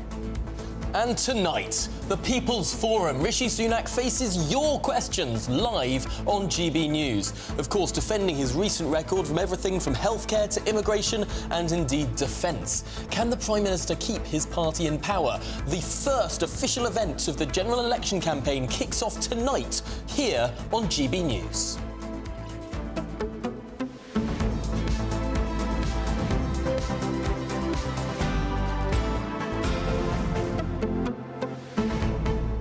Right, let us know what you think about the military and the state of our armed forces. There have been so many accusations now about how it has gone far too woke, particularly when it comes to recruitment policy. So this is diversity and inclusion. Now, these senior military people, they have written this open letter to the Defence Secretary, shaming the way our armed forces is functioning under their government, saying that the pervasiveness of racist and intolerant diversity, equality and inclusivity ideology is essentially putting us at risk. Yes, they say that they're lowering the standards for recruitment. Can our armed forces really survive in a more dangerous world if that is what we're doing to recruit people to work for it? However, the Defence Secretary himself has been saying he's scrapping a lot of this stuff. They're getting back to basics with the military. Do you believe him? And what more could be done? GB Views at GBNews.com. It's interesting because it's been pointed out that actually the recruitment to the armed forces has actually been outsourced to a company called Capita. So it could be that this hasn't been overseen properly by the government. So it's all right for Grant Shapps to come out and say we're going to sort this out, but is it in their gift? And what exactly are they going to do? I mean, because some of the examples of this wokery are quite incredible. We'll let you know what those are after the headlines.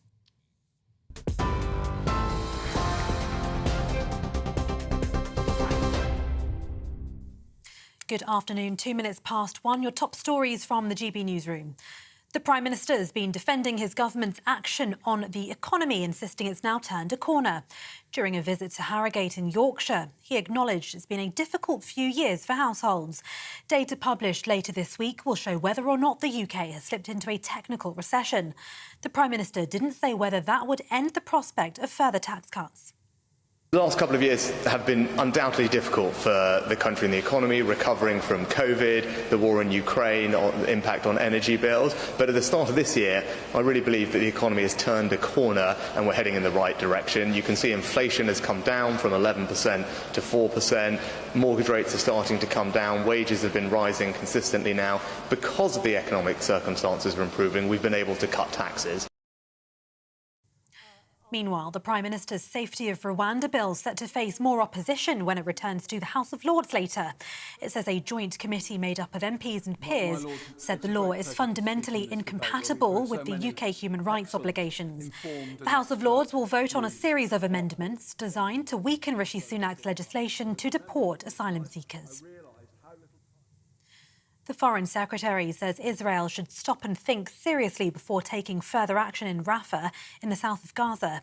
His comments come as Israeli forces freed 2 hostages overnight during a raid. Fernando Simon Marmon and Louis Hare were among more than 200 people kidnapped in October last year. The operation to free them came under the cover of airstrikes. The Hamas-run health ministry says 67 Palestinians were killed. Israel's Prime Minister Benjamin Netanyahu says pressure will continue until there's total victory against Hamas. Both the Labour leader Sir Keir Starmer and Foreign Secretary Lord Cameron have voiced their concerns about the prospect of a military offensive in Rafah, where over 1 million displaced people are sheltering. We are very concerned about the situation and we want Israel to stop and think very seriously before it takes any further action. But above all, what we want is an immediate pause in the fighting, and we want that pause to lead to a ceasefire, a sustainable ceasefire without a return to further fighting. That's what should happen now. We need to get those hostages out, including the British nationals. We need to get the aid in. The best way to do that is stop the fighting now and turn that into a permanent, sustainable ceasefire. The UK has also sanctioned 4 extremist Israeli settlers for attacking Palestinians in the West Bank. The Foreign Office says financial and travel restrictions have been imposed for abuses of human rights. Lord Cameron says forcing Palestinians off land that's rightfully theirs is illegal and unacceptable. Fraud offences have risen sharply in the UK, with the Home Office saying they account for 40% of all crime. As a result, the government's launched the Stop Think Fraud campaign to help protect people to protect themselves. Figures show there were 3.3 million offences in England and Wales in the year ending in June.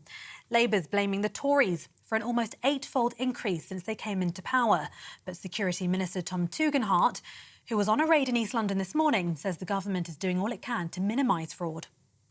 Well, it's down 13% year on year, so that demonstrates at the very least that we're extremely serious about bringing it down. And then the investment in officers, 400 new officers into the National Fraud Squad and the National Fraud Intelligence Unit, means that what we're doing is we're actually targeting fraud where it really matters.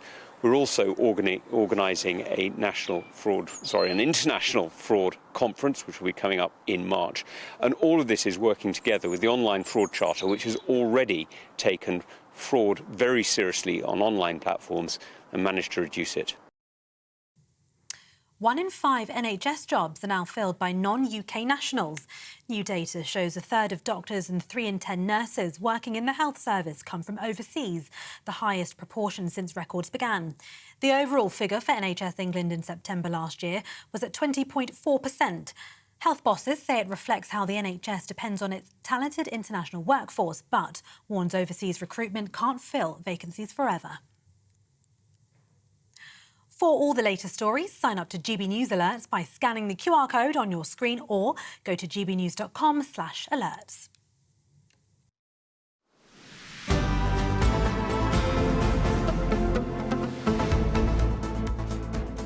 Good afternoon, Britain. It's 7 minutes past 1 and the Labour Party is being urged to suspend the campaign for their candidate in the Rochdale by-election.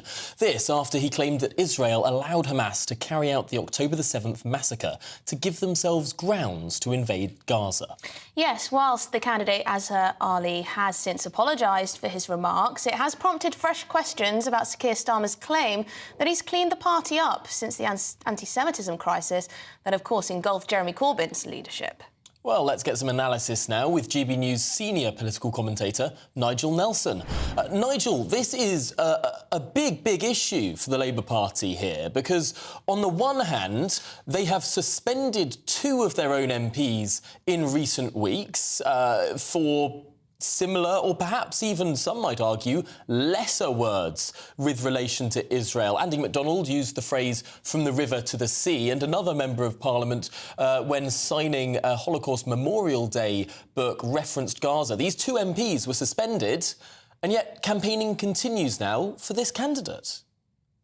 Yes, you're right, Tom. I think that Keir Starmer's been put in an almost impossible position on this one. There's no doubt that this candidate would have been suspended had he been an MP.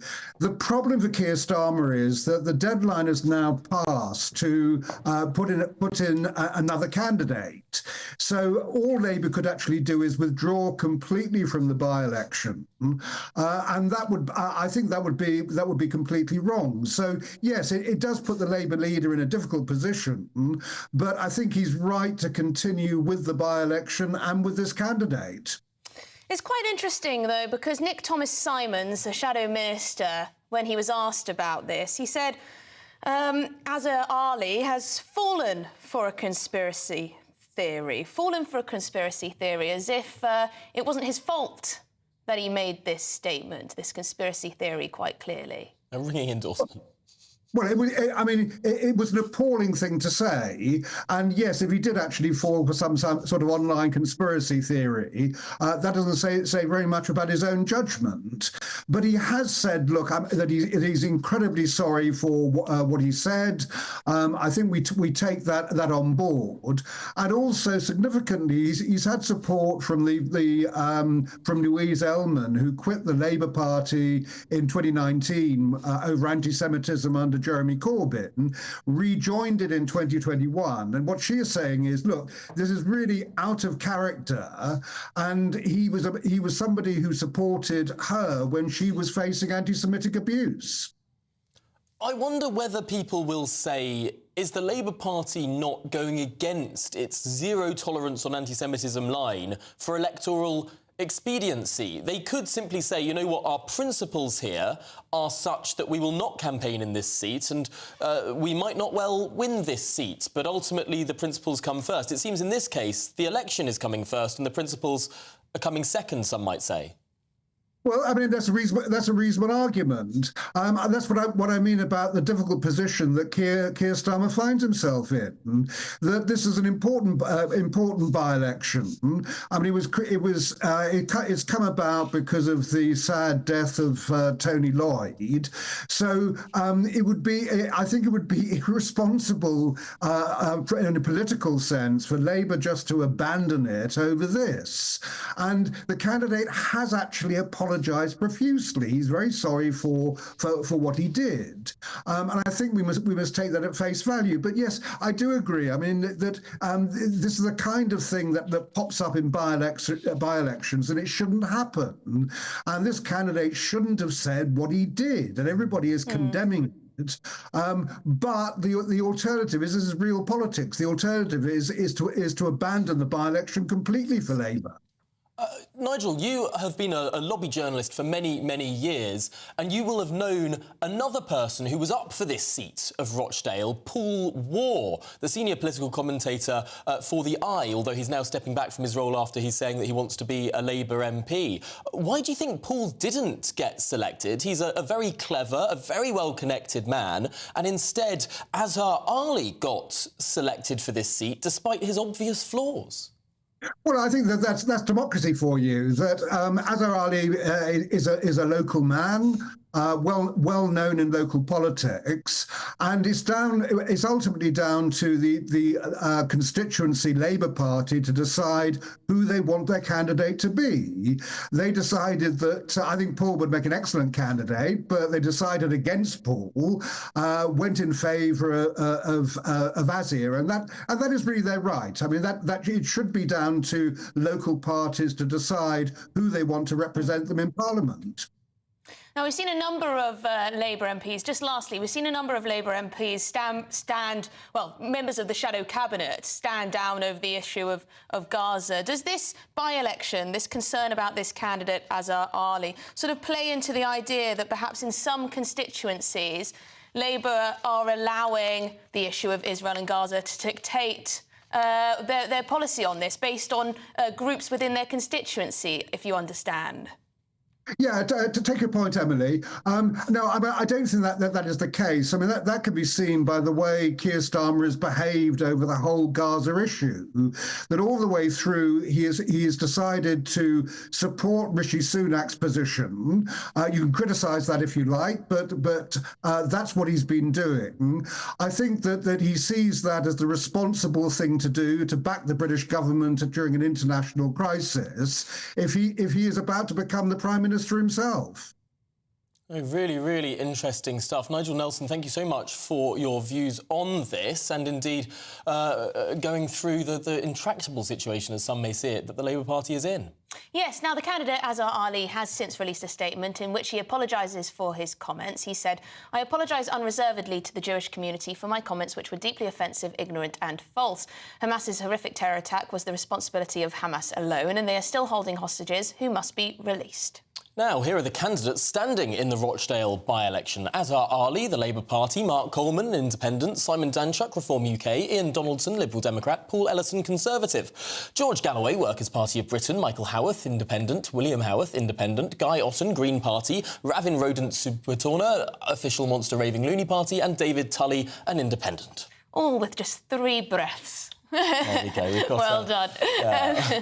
Now, it's a very tricky one. We haven't heard from Keir Starmer yet, have we? We haven't. And I do understand the people who are saying, well, ultimately they'll be just giving up the seat if they say we don't want this person elected. But on the other hand, how can you say we've got a zero-tolerance policy to anti-Semitism and then say, by the way, vote for this guy who was either deliberately promulgating an anti-Semitic conspiracy theory or was frankly too thick to realise what he read on the internet might not be a ridiculous conspiracy theory. It doesn't look great. No, and quite clearly, if he were an MP currently in office, he would have been suspended based on Keir Starmer's actions in the past and recently, as you pointed out. But earlier, our security editor, Mark White, did bring us a report on the government's cracking down on online fraud. That's as cases skyrocket in the digital era. Now, lots of you have been getting in touch with your emails. Elizabeth says, sad times when if someone is trying to scam you, you can't pop in to speak to someone at a local branch to discuss the issue. Trying to call banks or any other business is dreadful. That's a very good point. Hard to actually speak to a real person sometimes. Yes, and Paul says, when my mother's house was sold, the buyers were contacted by their solicitor asking for the payment. No details has changed. Their solicitor had an email phishing breach a couple of months earlier, sent both parties a new email address, so the solicitor went to the scammers and they sent them £510,000 and lost it all. £510,000. They lost it all. I would have thought you would be able to get it back somehow. Well, Paul says that he nearly cried himself as the buyers were retired, sold their home and were living in a camper van until it all went through. They lost their entire life savings and their home. Oh, my goodness. All because someone hacked an email, pretended to be the solicitors and got £500,000. That's shocking. Let us know if you've been impacted by fraud. It is so common. 40% of all crimes are fraud. Which is hard to believe, isn't it? Really hard to believe, but it's really, really shocking. But that might be one of the issues that the Prime Minister is asked about a little bit later on GB News. A very exciting day for us. We will host a People's Forum with Rishi Sunak at 8 this evening, where he'll be answering questions on the issues that matter most to you. Yes, he will. The event is being held in the North East and will be hosted by our fellow GB News presenter, Stephen Dixon. Well, let's go now to County Durham and speak to our political editor, Christopher Hope. Christopher, this is a direct and unfiltered live event with the Prime Minister, in many ways the starting gun for the general election campaign. That's right, Emily and Tom. It's an unusual idea, isn't it? 1 hour of unfiltered questions, 2 microphones, 1 Prime Minister. What will they ask him? We don't know. He's asked so far for questions on the economy, immigration, the NHS, and anything else. And it's those last 3 words, anything else, which will be so fascinating. What is asked from the viewers? Well, with me now is Stephen Dixon, who's presenting tonight's show. Stephen, you're an experienced broadcaster. Hello. You're an experienced broadcaster with Sky News. You've been at GB News since its nearly since its launch, I think. Have you ever done anything like this before? No, not at all. I mean, you know how it works, Chris, that normally these things are monitored, filtered, checked and often pre-recorded, especially with the top people in charge. So this, absolutely live and unfiltered, is phenomenal. And I know people keep saying, well, what's he going to be asked? What's he going to say? I have no idea. I have no idea quite what is going on tonight. I've got to experience it like everybody else and make sure it keeps moving along and what have you. But I have no idea what the good people of Great Britain are going to ask the Prime Minister tonight, so I was excited as anybody else to find out. That's right, we're here in County Durham, and of course we're there later on. I mean, will you step in if it gets bogged down in a local issue, or will you try and lift it? Oh yeah, well look, if there's something that needs to be moved on, I'll do it. If he's not answering the question, I'll follow that up and make sure that he does give us an answer. But we've just got to see how it goes. It's one of those strange things that I can't really prepare for a great deal. I've just got to see what happens. But I will make sure it keeps moving along. I'll make sure as many people as possible get to ask their question to Rishi Sunak, and so they can decide, and the people watching and listening can decide if he's going to be worthy of their vote whenever the time comes. Why do you think he's doing it? Why is the PM doing this this extraordinary new idea, this People's Forum? Look, it's got to be something to do with us, hasn't it? This whole sense now that news isn't just something which is played off a VT tape, but actually that we need to get the whole people of the nation involved in politics, and actually it's individual voices that matter in all of this, and maybe the penny has dropped now that he needs to hear real people and give them real answers, because at the end of the day, we're the people who put him in power, aren't we? It's no good just working to the Westminster elite and the little media bubble. It's got to be working to everyone in this country. Well, Stephen Dixon, thank you. And Stephen Dixon there, clearly excited, and I am too, about what could be an extraordinary night in British political journalism. Tom and Emily, have you worked out what your question would be to the PM yet? Oh, what a good one, what a good one. I would ask, why aren't you building more houses? Frankly, the Conservative Party is losing a generation over the issue of home ownership. That would be my big question. And I would say, what on earth are they doing in terms of stopping the boats? I think we need another update from the Prime Minister himself. He can't just ask the Home Secretary to do it. It's one of his pledges. He needs to make it known to the public. Thank you very much, Christopher Hope. Very excited. Great to hear from Stephen Dixon too, who will be managing this all this evening. Good stuff. It's going to be good. It will be, it will be. But of course, it's not our questions. We don't get any influence over this. It's going to be random and unfiltered and exciting. But coming up, is the UK Army too occupied with diversity and inclusion rather than its core values of patriotism and unity? We'll be debating that in the next few minutes. Don't go anywhere. This is Good Afternoon Britain.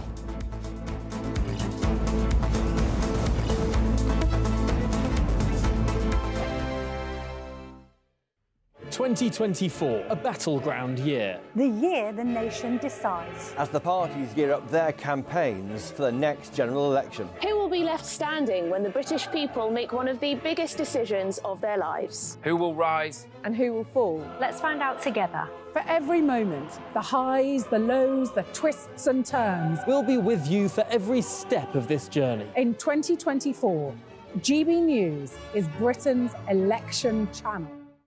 Martin Daubney, weekdays from 3 p.m. Welcome to the show. Superb stuff, great footage. So you're right in the thick of it there. What's the mood on the ground? Well, I've left there now. I've actually now come to that EU Council summit that I was talking about. It's still pretty chaotic. The entire city of Brussels has been completely clogged with these tractors, sort of three abreast in most of the roads across the city. The people of Brussels aren't particularly happy. I mean, this is sort of reminiscent for some people of the Just Stop Oil protests, you know, people gluing themselves. People are unable to get to hospital appointments, and there's a lot of upset about the destruction that's happening on the streets of Brussels today. But on the other side, there's also the protests, which the farmers are saying that EU green laws simply are not able to fit with what they need to do to keep their businesses going. And just before the protests happened, we saw the European Commission actually make some concessions to the farmers' protests. And this is on the demands that were put on them to set aside somewhere in the region of 5% of their land for regrowing for biodiversity. A lot of the farmers have said that's not possible, and the European Commission has said that they can delay that coming in. So they have won a small concession with these protests. And Jack, there's a feeling as well, a huge dissatisfaction that the European Union has managed to find 50 billion euros in aid to send to Ukraine, and yet farmers in particular are on the receiving end of net zero targets, taxation on diesel and endless red tape. So many farmers, Jack, saying they're measuring ditches to see if they have to drain them or not. There are minimum requirements on the width of battery hen enclosures, endless red tape. As Jeremy Clarkson pointed out in Clarkson's farm in Britain, they've simply had enough and they're shouting, Ursula von der Leyen, we are here. I think the most exciting bit for me is talking to people. People who I think are ignored often by the major news channels. We're going to give news they want to hear. There's a voice there that needs to be heard. I think there's a chance here for a diversity of opinion to be expressed, which you don't find elsewhere. It's really exciting. We don't hold back. We're free to say how decisions that are taken here affect us all around the country. Only on GB News, the People's Channel, Britain's news channel.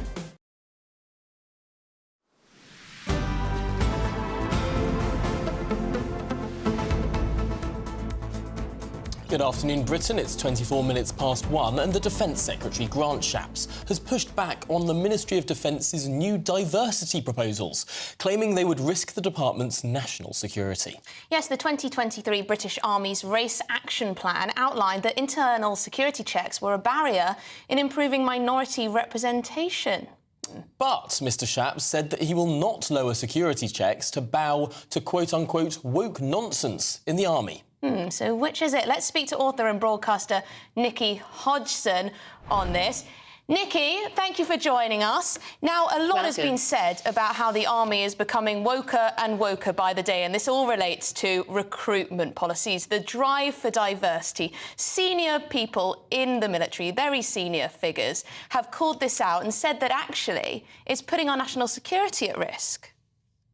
Well, I've had a little look at this, and the security details are quite vague. It seems to be that the thing that's going to be altered is a residency status of somebody from overseas coming to join the army. It's nothing to do with terrorist checks or any of the rest of it. So from that perspective, I don't actually see what all the fuss is about. The other thing I would say is the reason we are having to recruit from overseas is because we don't have enough British soldiers that want to be in the army anymore. So if that's the issue, the army needs to sort its act out, get its act together, and make it a more desirable occupation or place to work. I mean, it's only just this week that we've had that Ministry of Defence report about the appalling treatment of women at the MOD. You know, people raped, sexually harassed, groped in offices where there were other people witness to the events. The army has got a massive problem. I actually think this is the least of its issues. But Nikki, what's more important, representation, boosting diversity in the forces, or actually making sure that we have the most competent people who are willing to go out on the battlefield for us and risk their lives? Well, I don't think this is about DER at all. I think that's a total smokescreen. What I think it's about is tactically employing foreign nationals from other countries that can give us intelligence about where they live, how people think. You know, actually, if I was thinking about hiring the perfect army, I would want lots of people from diverse backgrounds in, because they would have information that would be so valuable to our defence forces. Yes, and certainly we know that MI6 and MI5 do like to recruit people who have perhaps dual nationalities and who do have very good language skills. But this isn't just what the big outcry has been about. We've seen this letter signed by eminent military figures, an open letter to the Defence Secretary, that speak also about members of the armed forces wearing makeup on marches, perhaps a breakdown in the sort of structure and order of an armed force, which should be perhaps less about individual identity and more about collective security. I do understand that point, Tom. I mean, I would like to know more details about that, because I'm sure women soldiers have worn makeup for years. So, you know, there's probably an argument to be made there about everybody gets to wear it or nobody does. I understand what you're saying about the uniform issue. But I think subtle makeup is neither here nor there, is it? I mean, I think the main issue here is that actually diversity is good for all organisations. Do you know why? Because the wider the pool of people you have, the more diverse their backgrounds, the greater your intelligence for your operation. I think a lot of people would agree with you that diversity is a good thing in many, many ways, but not if it comes at the cost of unity. And this is the thing when it comes to policy and recruitment policies. You want people to be committed to the same values and to focus on what unifies an army and its personnel, rather than, as Tom says, always on the individual and their rights and their self-expression and their sexuality and their gender identity and so on. Well, I think what's actually important then is to look at history. Look at how many foreign nationals have served us in the British Army. Look at the black GIs that came over in the Second World War. Look at the Gurkhas. We've got a long and strong history of people coming from the Commonwealth to serve us and to work together with us. I don't understand why the principles and the lessons learnt there can't just be applied to other countries, especially if they're allied countries. Well, let's broaden this out now and welcome in the British Army officer, Lieutenant Colonel Stuart Crawford. Stuart, thank you so much for joining us. And Nikki, do stay on the line, please. Let's talk particularly about what Nikki has said here, that a greater level of diversity can improve the battle readiness of an armed force.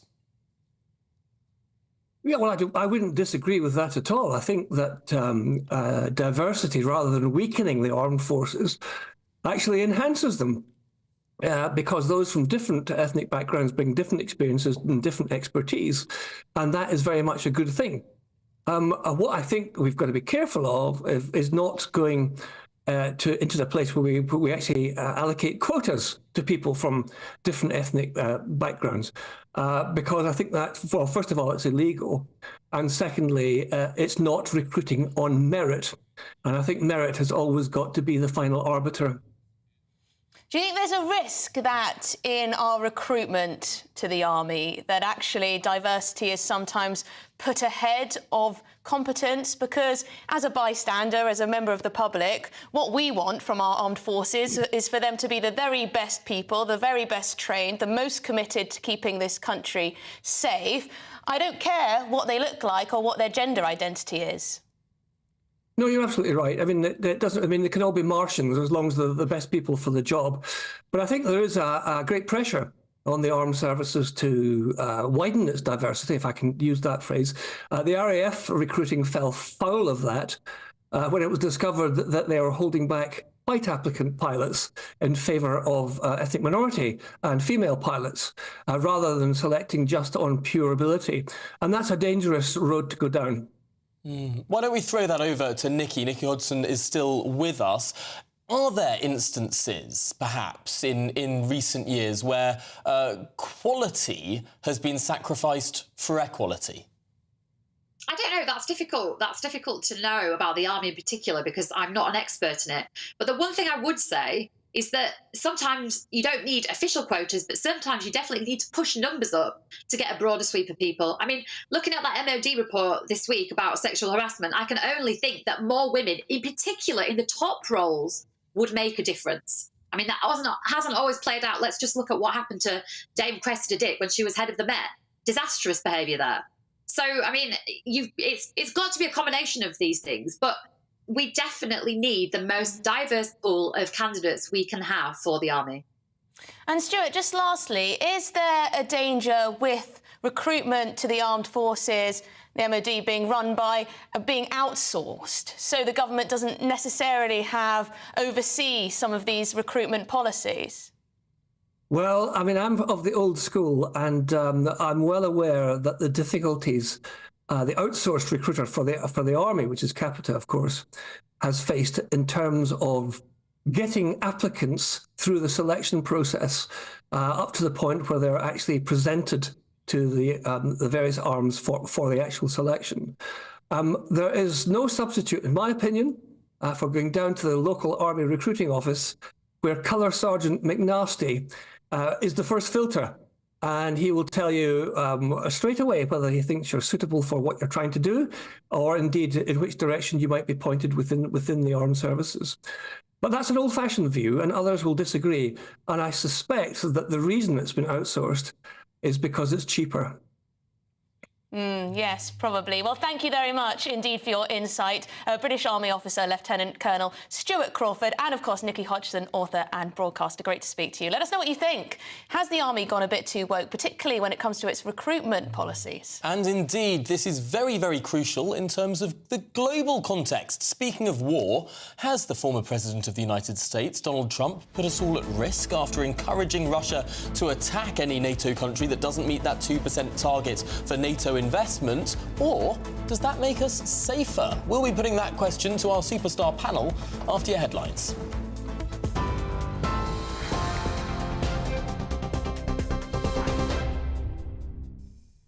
Good afternoon, I'm Tatiana Sanchez in the GB Newsroom with your top stories. The Prime Minister has been defending his government's action on the economy, insisting the UK has now turned a corner. During a visit to Harrogate in Yorkshire, he acknowledged it's been a difficult few years for households. Data published later this week will show whether or not the UK has slipped into a technical recession. The Prime Minister didn't say whether that would end the prospect of further tax cuts.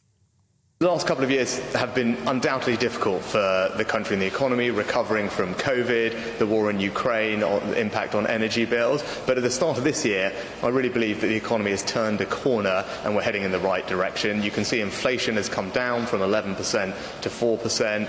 Mortgage rates are starting to come down. Wages have been rising consistently now. Because of the economic circumstances are improving, we've been able to cut taxes. Meanwhile, the Prime Minister's Safety of Rwanda bill is set to face more opposition when it returns to the House of Lords later. It says a joint committee made up of MPs and peers said the law is fundamentally incompatible with the UK human rights obligations. The House of Lords will vote on a series of amendments designed to weaken Rishi Sunak's legislation to deport asylum seekers. Fraud offences have risen sharply in the UK, with the Home Office saying they account for 40% of all crime. As a result, the government's launched the Stop Think Fraud campaign to help people protect themselves. Figures show there were 3.3 million offences in England and Wales in the year ending in June. Labour's blaming the Tories for an almost eightfold increase since they came into power. For the latest stories, sign up to GB News Alerts by scanning the QR code on your screen or go to gbnews.com/alerts.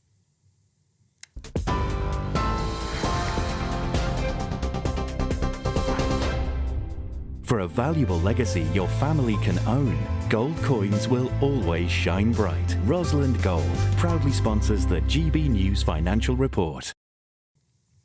Here's a quick snapshot of today's markets. The pound will buy you $1.2617 and €1.1713 euros. The price of gold is £1,603.99 per ounce, and the FTSE 100 at 7,562 points.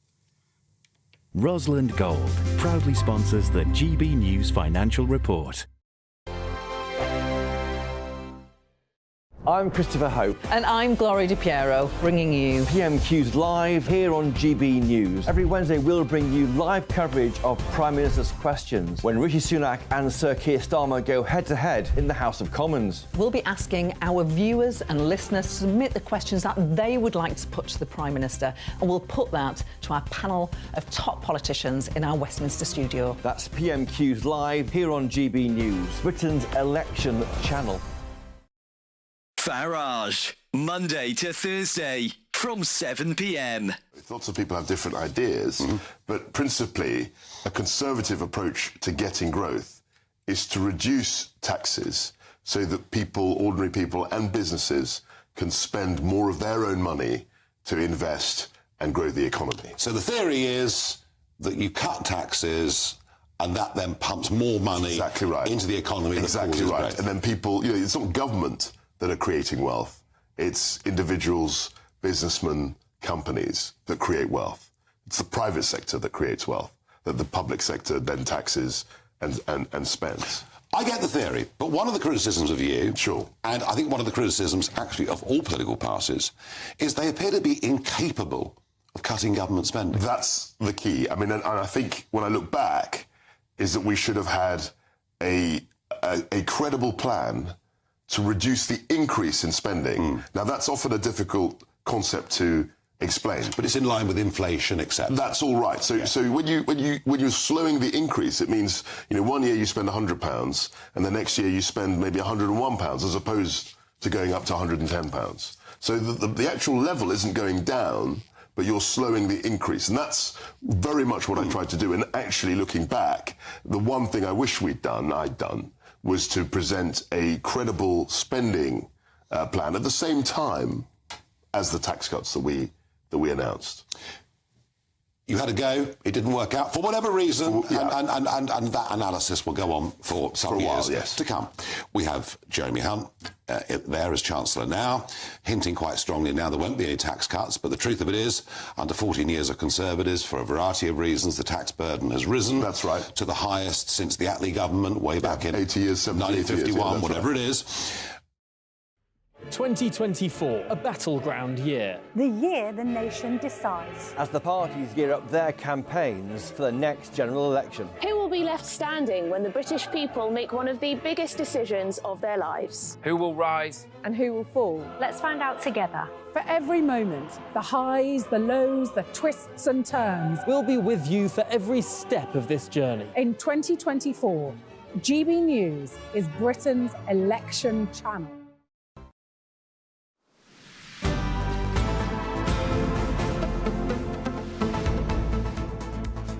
Right, it's time we were joined by our panel today, former Conservative MP Neil Hamilton and the broadcaster Judita De Silva. Great to have you on the show.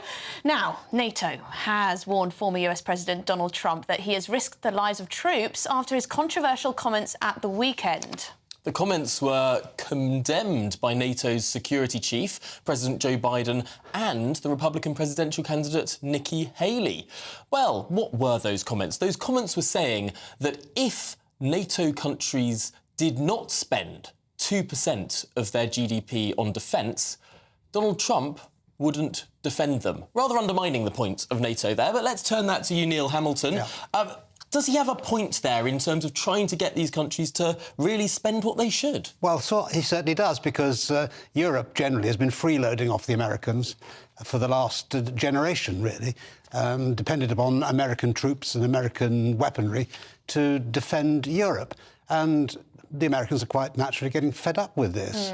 Well, since Trump made these remarks years ago, the position has changed somewhat. In 2014, these NATO countries in Europe were increasing their defence spending by just over 1% a year. Since he made those remarks, they've been increasing their spending by 5% a year, nearly. So they are addressing the balance, but it's all going too slowly. We're the only just about country, apart from those that are bordering what used to be the Soviet Union in Eastern Europe, that spends 2%, which is the NATO commitment of its GDP on defence. Yeah. I guess the controversial bit, Judita, about what Donald Trump had to say was that he would essentially encourage Russia to attack any NATO member which didn't pay its bills. So you don't give 2%, well, Russia, go on.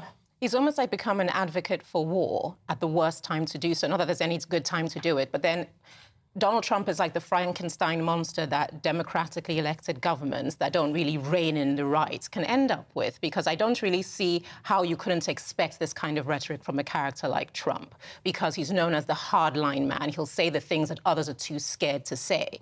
But at the end of the day, where you should draw a hard line with NATO, where you should meet the 2% mark, there is an unspoken understanding that should a situation occur where you do need the NATO bloc to galvanize, they will. And there's an understanding that it is unquestioned, it's without hesitation, and it's guaranteed. When you put out public rhetoric from somebody with the power base that Trump has like this, it makes people waver in that foundation. And if NATO doesn't have a solid foundation, you don't have NATO. I think that's sort of the fundamental point here, isn't it, Neil? That, there are lots of people who think, oh, these countries should probably pay more, but there are ways to encourage it and ways that fundamentally undermine the security of the NATO bloc itself. Well, Trump is a kind of political shock jock, really, and he's shocked people into a positive reaction. If you look back at the Trump presidency, he's the only president in my lifetime, I think, who has not started new wars. He's now threatening to pull the rug from underneath Ukraine because he thinks that there should be a peace deal in Ukraine. I don't agree with him on that, but, Trump is not a warmonger. He's the opposite of it. But I mean, I don't believe that he's seriously saying that the US would not actually maintain its NATO commitment. to defend any member that was attacked by an aggressor. After all, during the Trump presidency, when he was saying similar things to this, he never wavered in his support for NATO on the ground. So it's all right to say, oh, he doesn't really mean it. We should just take this as, you know, a kick up to the bottom to some of those countries that aren't doing their bit. Well, I think so. If you look at how he actually operated when he was in office, there's no support for the argument that he wouldn't step up to the plate with NATO's commitments, which the United States, of course, is by treaty obliged to do. Judita, when Donald Trump was elected, there was this phrase that sort of did the rounds. You should take him seriously, but not literally. And he does give these long, rambling speeches where he goes off on one. He's sort of like a slightly mad uncle at a Christmas dinner party. And he might be channeling how people feel. But in terms of these clearly unprepared remarks, should we take him seriously, but not literally? I mean, to an extent, yes, but you should take seriously the effect those remarks have once you put it into the public sphere. Because what Donald Trump has definitely shown everyone is that he's unpredictable. And when you have someone who's unpredictable, you cannot operate from a plane of guarantees. And countries' leaders have to take that into account when you move forward. If he said this, it lies within the sphere of possibility that he would move according to this. Therefore, that makes me feel uncertain within NATO. You've begun to destabilise something that's seen as a block of guarantees security and defence should crisis occur. Yes, Neil, should we not worry that the NATO Secretary-General has said any suggestion that allies will not defend each other undermines all of our security, including that of the US, and puts American and European soldiers at increased risk? Well, I think we should say to the NATO countries that are not increasing their defence spending to 2% that they're the ones who are causing the kind of reaction that we got from Donald Trump. So he wouldn't be in this situation to start with. I think what we've got to realise here is that there's a change in the geopolitical realities here, that America sees China as a much greater enemy of the future than Russia. And Russia is in Europe's backyard, and so Europe must pay more towards its own defence so that America can concentrate more on China. So I think that is what's happening here. And underneath the rhetoric, it's true, as we just heard, that Trump is unscripted, shall we say, in his approach, and everybody has to take that into account. And unpredictability is a big part of his defence strategy. He says Russia would never have dared to invade Ukraine if he had been president. And I think there's a lot of truth in that. And we have to hope that President Xi Jinping is not going to invade Taiwan before Trump becomes president, if he does. I think Trump actually is a force for good in the world, because without Trump we would never have got the Abraham Accords, which forced Iran into the funding of terror groups like Hamas. Some argue that the continuation of the Abraham Accords, the idea that relations between Saudi Arabia and Israel normalising, which was next on the list, might well have been the trigger for the October the 7th massacre, the trigger for the invasion. So perhaps I agree. The war in Gaza would have occurred were Trump still president as well. Well, I don't think it would, because if Trump had been president, I think there would have been a fear that the United States would have intervened in a far more positive way to defend Israel than they have done at the moment. The Biden administration is doing all it can to undermine Israel, actually, at the minute, because we have this dithering old fool as the leader of the free world. Well, there we go. Thank you very much, Neil Hamilton and Judita. Coming up, we're talking about domestic politics, with Keir Starmer finding himself in a little bit of hot water after a Labour by-election candidate suggested Israel was warned about Hamas's October the 7th attacks. Don't go anywhere.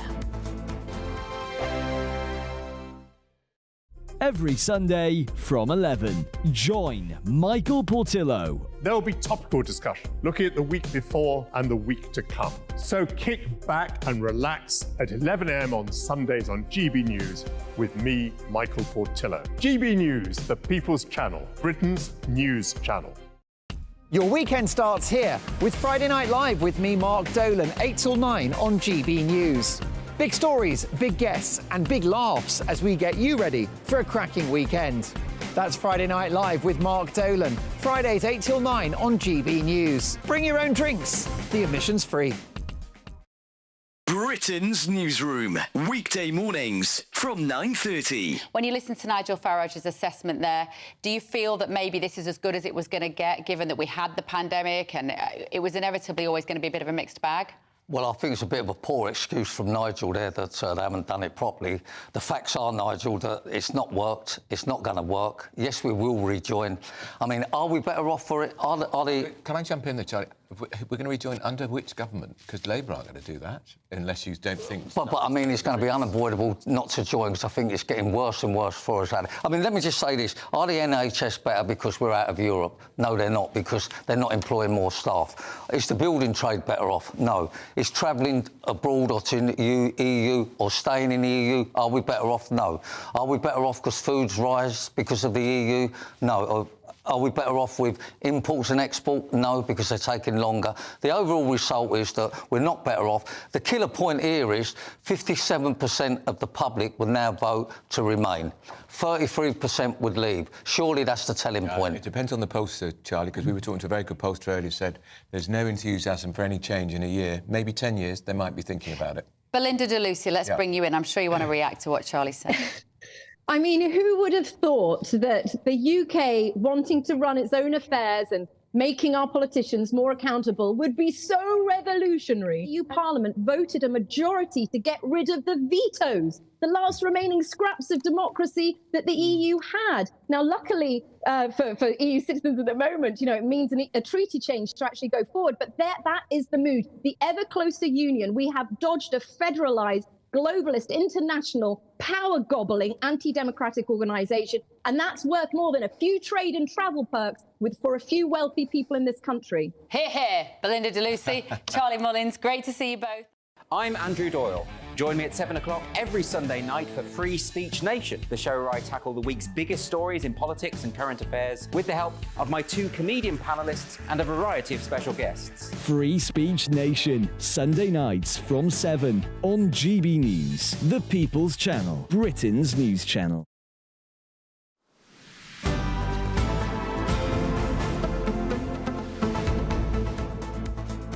Good afternoon, Britain. It's just coming up to 10 to 1, and a Labour candidate for the upcoming by-election in Rochdale has been forced to issue an apology after claiming Israel was warned about Hamas's October the 7th massacre 10 days before.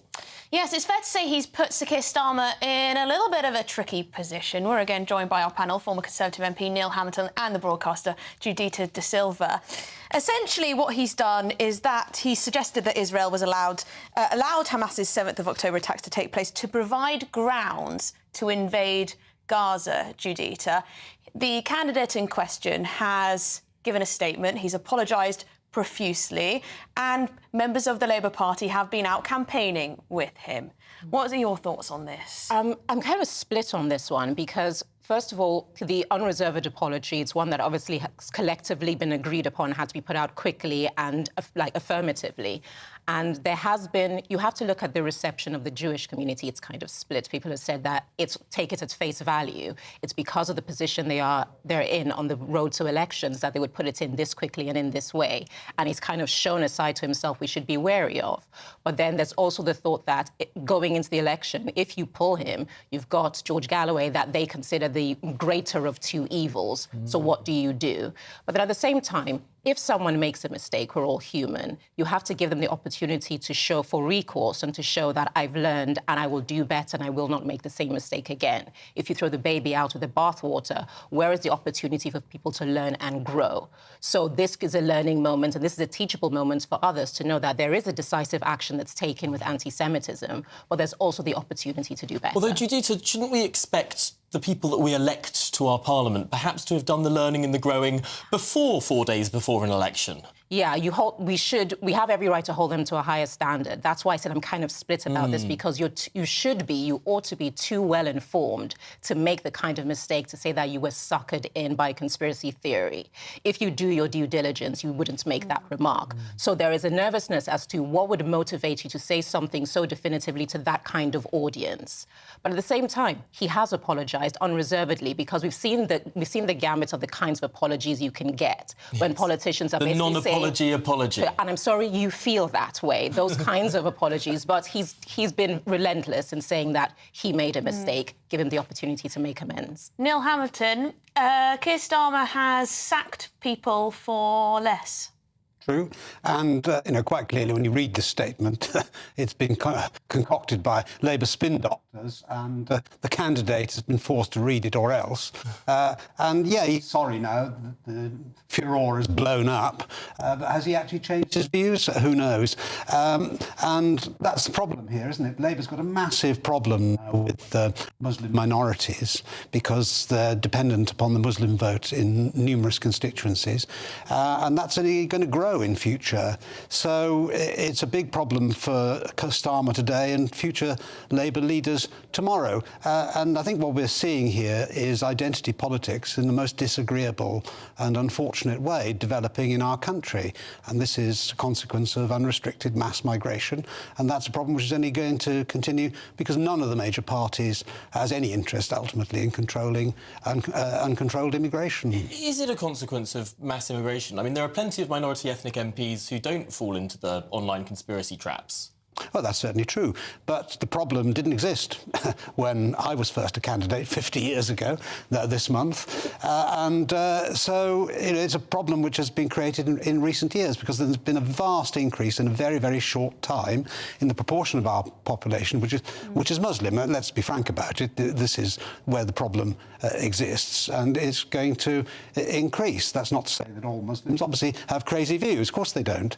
But there's a significant minority amongst Muslim communities that are susceptible to these kind of conspiracy theories, and their interest is in supporting their co-religionists, maybe rather than the interest of the British people. Judita, it is true that in some constituencies there have been independent Muslim candidates up to challenge the Labour candidate at that election.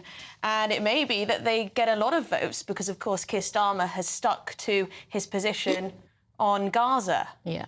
But this is the thing where you are talking about when politics and people in positions of power have to be holistic about their approach, because sticking to your guns and being very entrenched in one point of view or the other, if you're elected to office, you've got to govern everyone.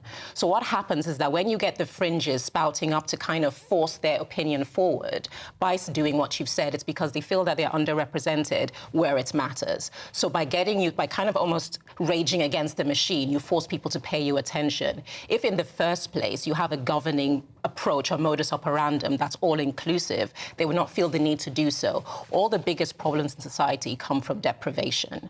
When you feel that your existence, your troubles, your needs are neglected, you will find a way to make your voice heard, and in ways that are quite unpleasing to others. So to prevent that happening, you've got to be preventative in the way you approach embracing the needs of everyone. Well, thank you both. Let's turn to the words of the candidate himself now. Azhar Ali has since released a statement in which he apologises for his comments. He says, "I apologise unreservedly to the Jewish community for my comments, which were deeply offensive, ignorant and false. Hamas's horrific terror attack was the responsibility of Hamas alone, and they are still holding hostages who must be released." And here are the candidates standing in the Rochdale by-election. Azhar Ali, Labour Party; Mark Coleman, Independent; Simon Danchuk, Reform UK; Ian Donaldson, Liberal Democrat; Paul Ellison, Conservative; George Galloway, Workers' Party of Britain; Michael Howarth, Independent; William Howarth, Independent; Guy Otten, Green Party; Ravin Rodent Subordinate; Official Monster Raving Loony; and David Tully, Independent. There you go. Glad we've got through all of those candidates. Of course, we mentioned a couple of them, so we've got to mention them all. But thank you again to our panel for talking through this interesting story. Much more to come. We'll be talking to a Conservative Member of Parliament after the break and putting to him not just the issues of these by-elections, but also the fact that the Prime Minister is appearing on this very channel at 8 p.m. this evening for what some are calling the first event of the general election campaign. Your questions put to the Prime Minister in our People's Panel. Much more to come after the break.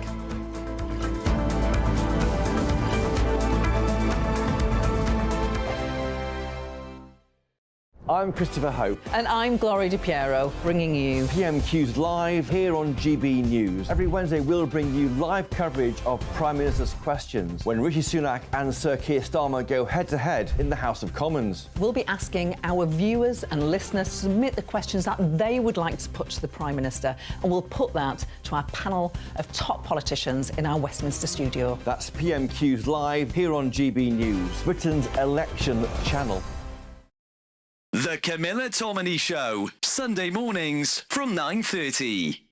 questions to be answered, and there seem to be a significant amount, does once again point its way to a public inquiry into exactly what happened in this case. Starmer's called for that. Would you call for that too? I certainly think that first of all, there's one thing that's happening now. The NHS have to order an independent inquiry. That's been done. So they've got to look at all the whys and wherefores of what happened with this man. If it appears that we're not getting sufficient depth and breadth to this, then I think having an inquiry with all the powers that brings would be extremely advantageous. What I don't want is some long-winded inquiry that will take years, by which time other people will have been put at risk and maybe other lives have lost. We know what the problems are here, Camilla. Law's been passed on this. This is all about making sure on the ground we implement the highest degree of monitoring in order to ensure the safety of the public. Has care in the community failed? I mean, it seems oxymoronic to say that it's care in the community in this case. We know that the number of psychiatric care beds has been slashed from 52,000 back in 2001 to 24,000 now. I've anecdotally, because I wrote my column about this in The Telegraph yesterday, received quite a lot of correspondence from people saying the situation with care in the community is dire. People aren't being adequately monitored. Was it a mistake to close down all of those mental institutions? I don't think we should go back to those days when we had those appalling institutions where we just lock people away and forget about them, and not just mental health people, but autistic people and disabled people. Horrific way to treat individuals, and you know I campaign on that a lot. I know. However, I think if we move into a more community-based approach, which can be really good for many, many people who are on the spectrum and on that scale of mental health, we have to remember there will be a small but significant number who will continue to pose a danger. Okay. And that's why monitoring is so important. I'm Michelle Dewberry, and I'm not here to tell you what to think. I'd much rather hear what you have to say. So send in your opinions to gbviews@gbnews.com. Keep them clean, and you never know, I might read them out. With my panel here on Jubes & Co, we debate, we get stuck into the issues of the day on a show where all views are welcome, especially yours. GB News, the People's Channel, Britain's news channel.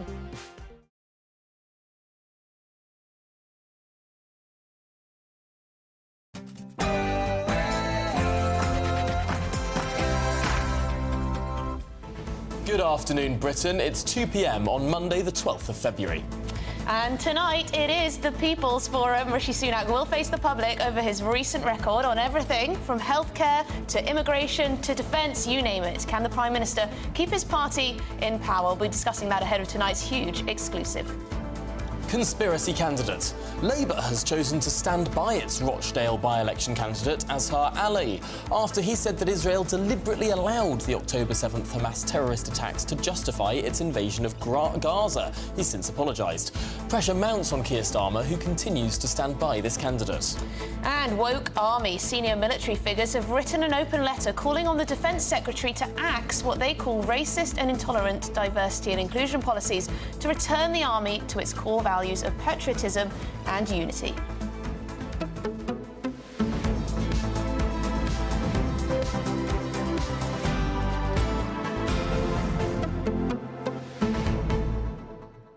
Now, Donald Trump's comments on NATO, he's been fairly consistent on this through all of his time being a political figure in our lives. However, I think he probably went further than he ever has done before in his recent statement, where he was perhaps joking, perhaps not, encouraging hostile foreign powers to invade countries that didn't spend enough on their own defence. Yes, a bit of a threat there, essentially encouraging Russia to go ahead with military action if NATO countries don't pay up. But the bigger problem is that a lot of Western nations seem to have taken it for granted that America will always stump up the cash. And to a lesser extent, the UK too. We usually pay our way, do we not? We do. We have always hit our 2% target for spending, although you could argue that we do perhaps massage the numbers, including pensions, in that spend, but perhaps that's a legitimate thing to do. Ultimately, NATO sees us as meeting that commitment,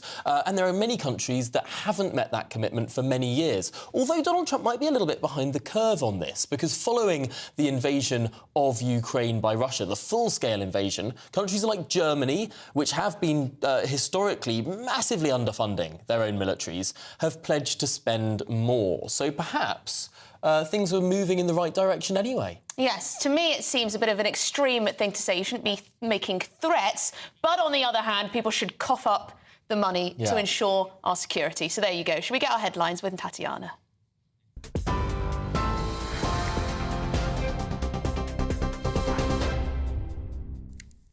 Emily, thank you. Your top stories from the GB newsroom. The Prime Minister has been defending his government's action on the economy, insisting it's now turned a corner. During a visit to Harrogate in Yorkshire, he acknowledged it's been a difficult few years for households. Data published later this week will show whether or not the UK has slipped into a technical recession. The Prime Minister didn't say whether that would end the prospect of further tax cuts. The last couple of years have been undoubtedly difficult for the country and the economy, recovering from COVID, the war in Ukraine, the impact on energy bills. But at the start of this year, I really believe that the economy has turned a corner and we're heading in the right direction. You can see inflation has come down from 11% to 4%. Mortgage rates are starting to come down. Wages have been rising consistently now. Because of the economic circumstances are improving, we've been able to cut taxes. Meanwhile, the Prime Minister's Safety of Rwanda bill set to face more opposition when it returns to the House of Lords later. It says a joint committee made up of MPs and peers said the law is fundamentally incompatible with the UK human rights obligations.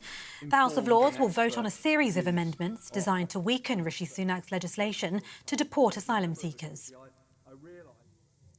The Foreign Secretary says Israel should stop and think seriously before taking further action in Rafah in the south of Gaza. His comments come as Israeli forces freed 2 hostages overnight during a raid in Rafah. Fernando Simon Marmon and Louis Hare were among more than 200 people kidnapped in October last year. The operation to free them came under the cover of airstrikes. The Hamas-run health ministry says 67 Palestinians were killed. Israel's Prime Minister Benjamin Netanyahu says pressure will continue until there's total victory against Hamas. Both the Labour leader Sir Keir Starmer and Foreign Secretary Lord Cameron voiced their concerns about the prospect of a military offensive in Rafah, where over 1 million displaced people are sheltering. We are very concerned about the situation and we want Israel to stop and think very seriously before it takes any further action. But above all, what we want is an immediate pause in the fighting, and we want that pause to lead to a ceasefire, a sustainable ceasefire without a return to further fighting. That's what should happen now. We need to get those hostages out, including the British nationals. We need to get the aid in. The best way to do that is stop the fighting now and turn that into a permanent, sustainable ceasefire. The UK has also sanctioned 4 extremist Israeli settlers for attacking Palestinians in the West Bank. The Foreign Office says financial and travel restrictions have been imposed for abuses of human rights.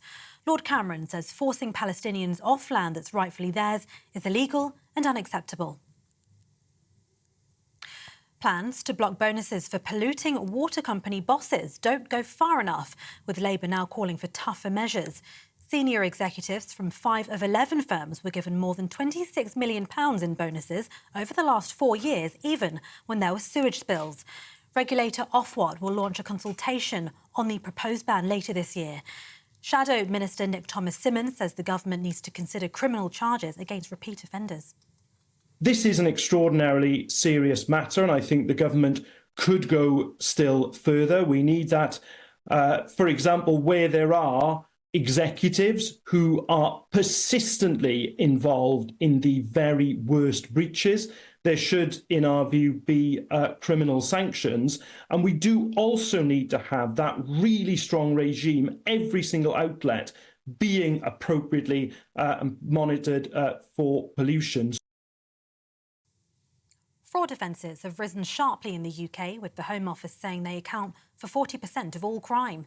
As a result, the government's launched the Stop Think Fraud campaign to help people protect themselves. Figures show there were 3.3 million offences in England and Wales in the year ending in June. Labour's blaming the Tories for an almost 8-fold increase since they came into power. But Security Minister Tom Tugendhat, who was on a raid in East London this morning, says the government's doing all it can to minimise fraud. Well, it's down 13% year on year, so that demonstrates at the very least that we're extremely serious about bringing it down. And then the investment in officers, 400 new officers into the National Fraud Squad and the National Fraud Intelligence Unit means that what we're doing is we're actually targeting fraud where it really matters. We're also organising an international fraud conference, which will be coming up in March. And all of this is working together with the Online Fraud Charter, which has already taken fraud very seriously on online platforms and managed to reduce it. The HMS Prince of Wales has left Portsmouth Harbour after a failed attempt at the weekend.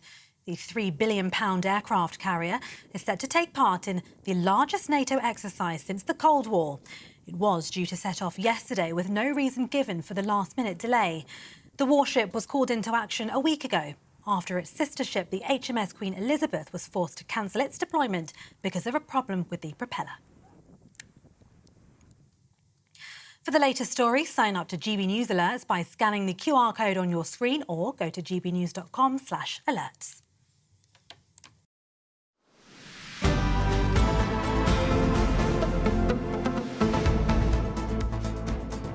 Now, as we've been discussing, today is a very exciting day for us at GB News and indeed for the country, as we host a People's Forum with the Prime Minister Rishi Sunak at 8 p.m. this evening. He'll answer your questions on the issues that matter most to you. Crucially, the first televised set-piece event of the general election campaign. Yes, and it's being held in the North East and will be hosted by our fellow GB News presenter, Stephen Dixon. Let's go to County Durham and speak to GB News political editor, Christopher Hope. You brought us Stephen Dixon earlier, who it was very clear he's very excited about managing this Q&A session tonight, this People's Forum tonight. Tell us, how do you reckon Rishi Sunak is feeling about it all? Well, the PM will be, I think, looking forward to it. He's quite good when he answers questions from people. It's called the PM Connect when he does them with 10 Downing Street. I went to one in Accrington Stanley Football Club and he was very relaxed. This will be different, I think. There'll be 2 microphones lined up. We're here in County Durham, near here, and there's going to be questions asked of the PM, and we don't know what he'll be asked. Stephen Dixon will be trying to keep the conversation flowing, moving on, but we don't know what he'll be asked yet. He's asked so far, that's the PM, in a clip for the GB News, for questions on the economy, immigration, the NHS and anything else. And it's those last words, anything else, which could alarm but also maybe excite number 10, because he could be asked anything. Maybe his tax return. Why is he paying just 20% tax as a millionaire, for example? Last Friday we saw that information. Maybe ask that. We don't know what he'll be asked yet, but it'll be quite exciting when it starts tonight, 8 p.m. on GB News.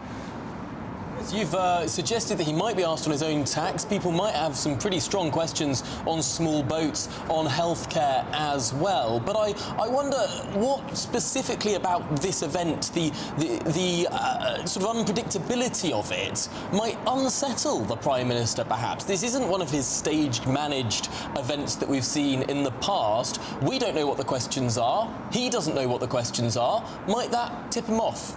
Balance.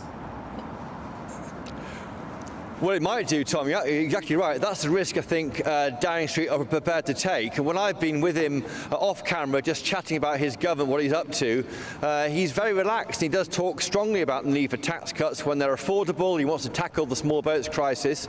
He's trying to get that relaxed Rishi out there for the members of the public to see. His party is 20 points behind in the polls. If those polls are right, there should be a landslide victory for the Labour Party later this year at the election. And that's why I think it's worth the risk worth taking. There might be questions also about where is Boris Johnson. These seats up in the north of England were won with the support of the former Prime Minister, but won. He's now nowhere near. There's speculation at the weekend about whether he should come back and support the Prime Minister. Here's what he told us yesterday.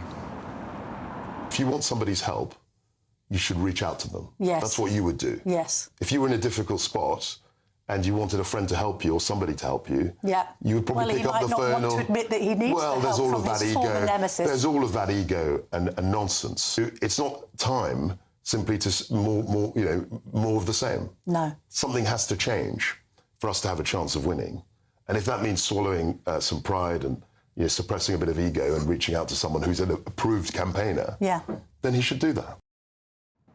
I should say, of course, that was Kwasi Kwarteng, the former Chancellor, calling for his old friend Boris Johnson to come back on the front line. Very interesting indeed, and there have been reports about Rishi Sunak perhaps not listening enough to his backbenchers, not getting them on side enough ahead of the next election. But thank you very much, Christopher Hope, GB News political editor there from County Durham, ahead of the People's Forum tonight. Well, Emily, you mentioned some of those backbenchers. Let's speak to one now. The recently knighted Sir Michael Fabricant joins us now. And Sir Michael, you have always been a strong ally of Boris Johnson. You didn't want him to go as Prime Minister 2 years ago. What do you make of the calls now to bring him back, if not as a political figure in Cabinet, perhaps at the very least as a campaign cheerleader? Well, I think Boris is always a good campaign cheerleader. I'll tell you what, it's not just Boris. What about bringing back, or not bringing back, actually bringing in Nigel Farage? But there's lots of people we're talking about, but it's all speculation, and it all depends, of course, on whether they want to do it as well. Interesting you bring up the name Nigel Farage, Michael. Yes, well, he's someone that a lot of people think would be a very useful person to back the Conservative Party. After all, he was originally a Conservative Party member. But I do understand that there's also concern that we want someone who accepts, shall we say, cabinet responsibility, even if he isn't in the cabinet. So it needs to be someone who's going to be reliable. Maybe some Conservatives think that Nigel wouldn't be that reliable. Maybe some Conservatives wouldn't want Nigel Farage or Boris. Michael, does Rishi Sunak listen enough to his backbenchers? Has he got his finger on the pulse of what the average Conservative MP wants? Yeah, I think he does. He talks a lot to backbenchers and has frequent meetings with them. He certainly reacts well to when people make suggestions, and he even takes up some of the suggestions occasionally. So that's better than some prime ministers I have known. It's interesting, this event tonight, Michael, that the Prime Minister will, to some extent, be appearing on as the first live event of the general election campaign. It's going to be a representative audience of people from many different political backgrounds, and we don't know the questions. It could be a fairly testing time for him. Yeah, it could indeed. I think it's actually a huge compliment to GB News that the whole launch, if you like, of his campaign is being done on that channel. And it shows that not only does GB News take a general view and a very sort of unbiased view about things, it's pulling in the audience to make actually it worthwhile for the Prime Minister to appear on it. Will it be testing? Well, you know, one thing about Rishi Sunak is he's a very, very quick thinker. And because he's a quick thinker, I think he'll be able to react well. And it'll also give viewers the opportunity to see the real Rishi Sunak. Well, judging by the polls at the moment, it might be quite testing for the Prime Minister. Now, you brought up Nigel Farage at the start of this interview, so I want to put to you that Nigel Farage believes the diversity agenda is damaging the army. Do you agree? I agree. And more importantly, Grant Shapps agrees, the Secretary of State for Defence. He's actually said that the whole thing is extremist behaviour, and he's determined to stamp it out. It was a report written in by the Army, or by the Armed Forces, which I believe wasn't actually agreed. Well, it certainly wasn't agreed by the Secretary of State. Look, we're facing very, very testing times. We don't know what's happening with NATO.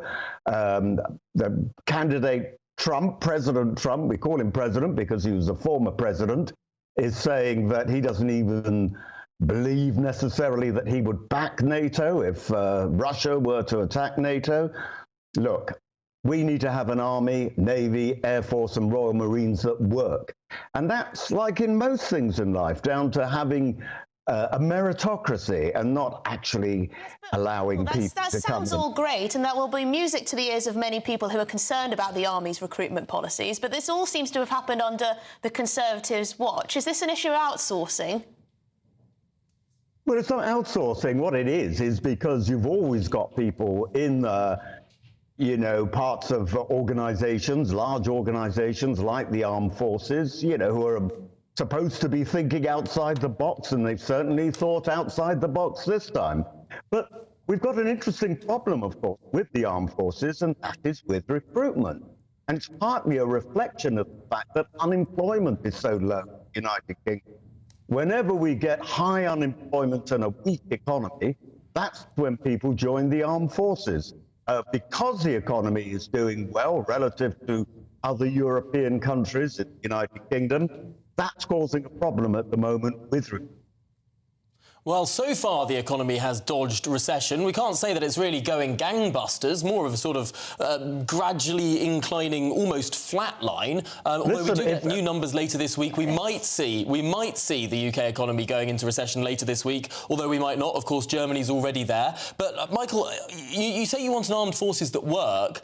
I suppose this isn't just about the people who work in them, it's also about the equipment. We learn now that the HMS Prince of Wales, one of our 2 flagship aircraft carriers, was meant to join a NATO exercise and hasn't been able to leave harbour.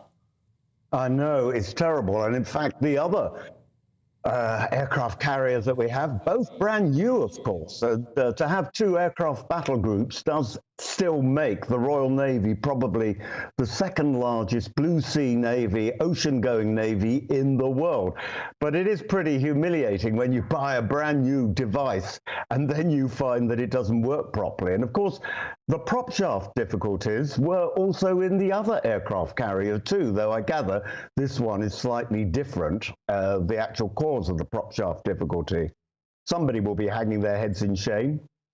What does this say about procurement? Because we've heard so much that MOD procurement is in the doldrums. You get different contracts escalating in price, not delivering equipment that works. This surely needs an overhaul. Well, people have been saying that since the Second World War, and it certainly does need a more effective way, I think, of procuring. But, you know, whenever you buy something which is incredibly specialist, like an aircraft carrier, and no one aircraft carrier is like another, though, of course, the 2 aircraft carrier that we bought are more or less identical, it does mean that you are going to have difficulties when the thing gets on air, as I always say. You know, I used to design radio and television stations, and each one was different. And thankfully, we didn't have too many problems getting them on air on time. But some would say an aircraft carrier is even more complicated. Well, let's hope it can get fixed soon, and indeed the entire structure of the armed forces. Yes, so Michael, you sound a little bit awfully relaxed about this whole thing. I'm rather more worried, perhaps, than what this means about the state of our armed forces. But there you go. Thank you very much for your time. Always appreciate it. Love to speak to you. Conservative MP for Lichfield, Sir Michael Fabricant there. Well, the Foreign Office has confirmed this afternoon that 4 extremist Israeli settlers have now been sanctioned for human rights abuses. Yes, this follows the Israeli military saying they have rescued 2 hostages from Rafah in the south of Gaza after a special forces raid. Let's turn to our reporter Charlie Peters, who joins us in the studio with the very latest. Charlie, this is not a good piece of news for Israel. That's right. In the last 2 hours, the Foreign Office putting fresh sanctions on 4 Israeli settlers in the West Bank, 2 of them who had founded outposts in 2018 and 2021. They're accused of physical violence, harassment and intimidation. The other 2 who have been sanctioned, all men, have also been accused of more of the same, with one of those sanctioned accused of twice approaching Palestinian families with picnics and holding them at gunpoint and threatening them. Now, the Foreign Office said that those they've been accused of conducting this manner have been allowed to get away with it by Israel. They've said that they were acting with near total impunity. And David Cameron, the Foreign Secretary, said that they were involved in some of the most egregious abuses of human rights. Well, earlier today, he was also speaking on the situation in Rafah, in the south of the Gaza Strip, where some 1.5 million people are in shelter, escaping the violence in the north and the centre of the coastal enclave. And he said that he was very concerned about the situation there and the prospect of further Israeli military action. We are very concerned about the situation and we want Israel to stop and think very seriously before it takes any further action. But above all, what we want is an immediate pause in the fighting. And we want that pause to lead to a ceasefire, a sustainable ceasefire, without a return to further fighting. That's what should happen now. We need to get those hostages out, including the British nationals. We need to get the aid in. The best way to do that is stop the fighting now and turn that into a permanent, sustainable ceasefire. Well, David Cameron also said that those taking shelter in Rafah had nowhere to go. In the north, their homes have been destroyed. Some of the people in Rafah taking shelter had returned to the town some 4, 5 or 6 times, he said, having fled the violence further north and in the centre of the coastal enclave. And then to the south is Egypt, where Israel is reportedly planning a credible approach to dealing with the civilian risk there, which reportedly could include refugees moving into the Sinai Peninsula over the border with Egypt. But this is a red line for many of the Arab powers in the region, seeing this move as unacceptable and an attempt to rid Gaza of Palestinians. So this is a time of great concern for the international community. The US, Japan and other world-leading countries who have been engaged in the discourse and humanitarian situation in Gaza and the West Bank have said that any further action could be disastrous. And it's clear that Lord Cameron, the Foreign Secretary, is at the front and centre of those international concerns. Thank you very much, Charlie Peters, our reporter there, bringing us the latest.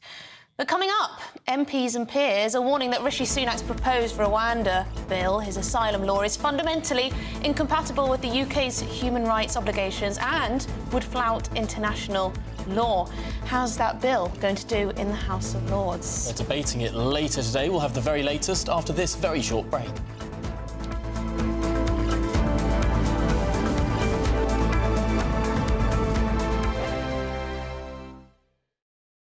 I think the most exciting bit for me is talking to people. People who I think are ignored often by the major news channels. We're going to give news they want to hear. There's a voice there that needs to be heard. I think there's a chance here for a diversity of opinion to be expressed, which you don't find elsewhere. It's really exciting. We don't hold back. We're free to say how decisions that are taken here affect us all around the country.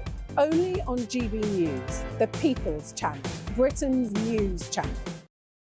Good afternoon, Britain. Weekdays from midday. Elon Musk has announced that the first patients to receive a groundbreaking brain implant from Neuralink is recovering well. This is all a bit odd. The product, called Telepathy, uses a robot to surgically place a computer chip in a region of the brain that controls movement. Yes, Elon Musk says that the first goal is to enable people to control a phone or a computer just by thinking. He says that initial tests show promising signs of brain activity, meaning that patients with paralysis could one day overcome their conditions. Not sure about this one. Joining us to discuss this breakthrough is applied futurist Tom Cheesewright. Tom, this sounds, well, slightly terrifying. I certainly think a lot of people will be thinking this is something out of a sci-fi horror rather than reality. But this is a technology that's been a long time coming. We've been developing direct brain-computer interfaces for a long time, mostly for the sort of therapeutic reasons that are the initial goal, at least, of Elon Musk's Neuralink, to allow people who are perhaps quadriplegic to have direct control via their brains of initially a smartphone and maybe ultimately artificial limbs or a wheelchair. It does seem fascinating how quickly this technology is moving on. I saw demonstrations perhaps a year or two ago of people playing a very simple Pong game just by thinking, moving sort of one line on a screen up and down. This seems like potentially there has been a breakthrough that means far more complex things can be controlled just by thinking. Well, there's lots of different aspects to this technology. The initial attempts to interface with the brain used actually quite thick prongs almost that went into the brain, and they were quite solid, and so if the brain moved, they could potentially cause damage. I'm Christopher Hope. And I'm Gloria Di Piero, bringing you PMQ's Live here on GB News. Every Wednesday, we'll bring you live coverage of Prime Minister's questions when Rishi Sunak and Sir Keir Starmer go head-to-head in the House of Commons. We'll be asking our viewers and listeners to submit the questions that they would like to put to the Prime Minister, and we'll put that to our panel of top politicians in our Westminster studio. That's PMQ's Live here on GB News, Britain's election channel.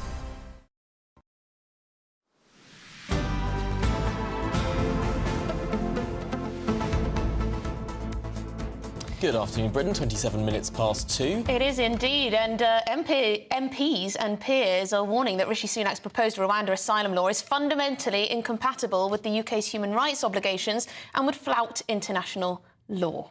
Yes, Parliament's Joint Committee on Human Rights said that the government's Safety of Rwanda Bill, as it's known, risks untold damage to the UK's reputation as a proponent for human rights internationally. Well, joining us now from Westminster is our political correspondent, Olivia Utley, to tell us more. How much weight does this report carry? Well, I would say it's another headache for Rishi Sunak, basically. This joint committee on human rights represents MPs from both sides of the House of Commons, and it is pretty damning in its verdict. It says that the Rwanda legislation simply doesn't work. Just to recap, the bill that Rishi Sunak is trying to push through Parliament at the moment, the bill that's coming through all of these stumbling blocks in the Lords, essentially is the government's way to try and circumnavigate a Supreme Court judgment a couple of months ago, which said that Rwanda was not a safe country. What this bill does, in short, is to say actually Rwanda is a safe country, and migrants who get deported to Rwanda will not be sent off to other third countries or back to their home country illegally. Now, what this report says is the government just can't guarantee that, and so it is in no position to put this bill through. It says, this report, that the bill breaks both international human rights law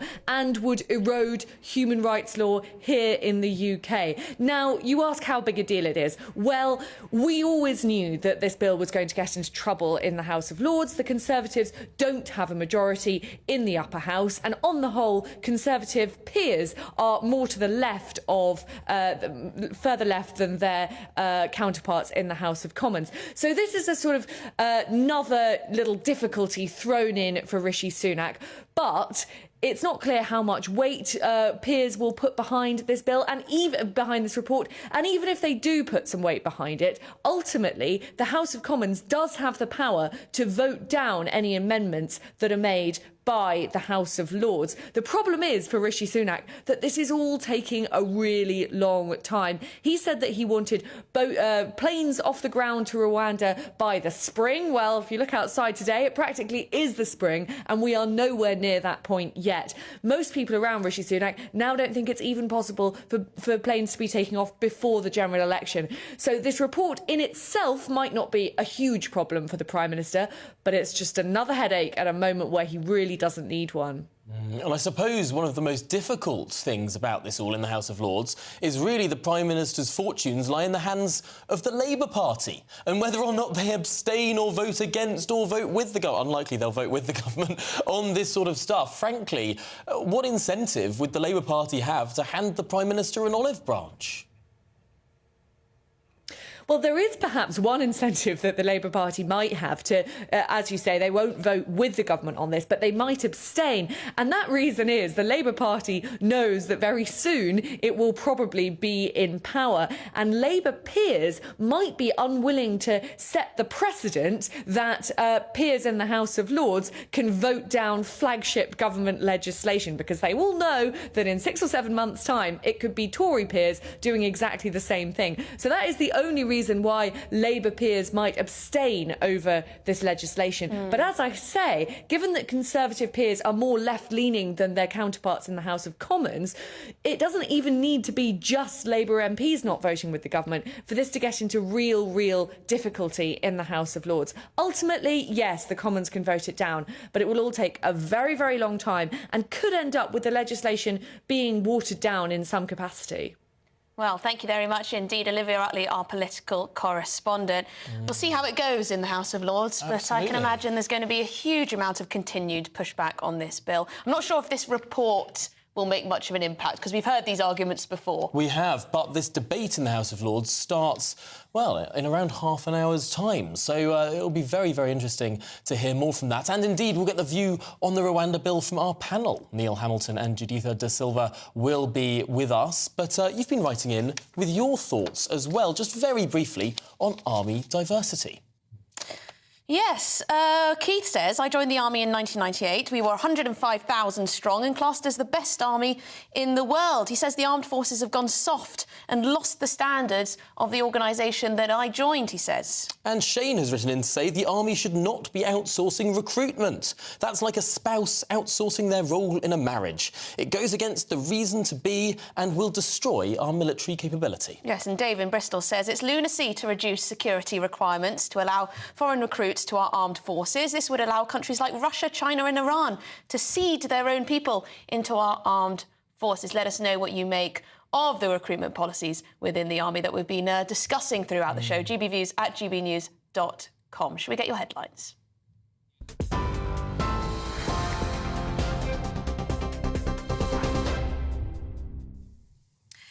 Good afternoon, I'm Tatiana Sanchez in the GB newsroom. Some breaking news to bring you.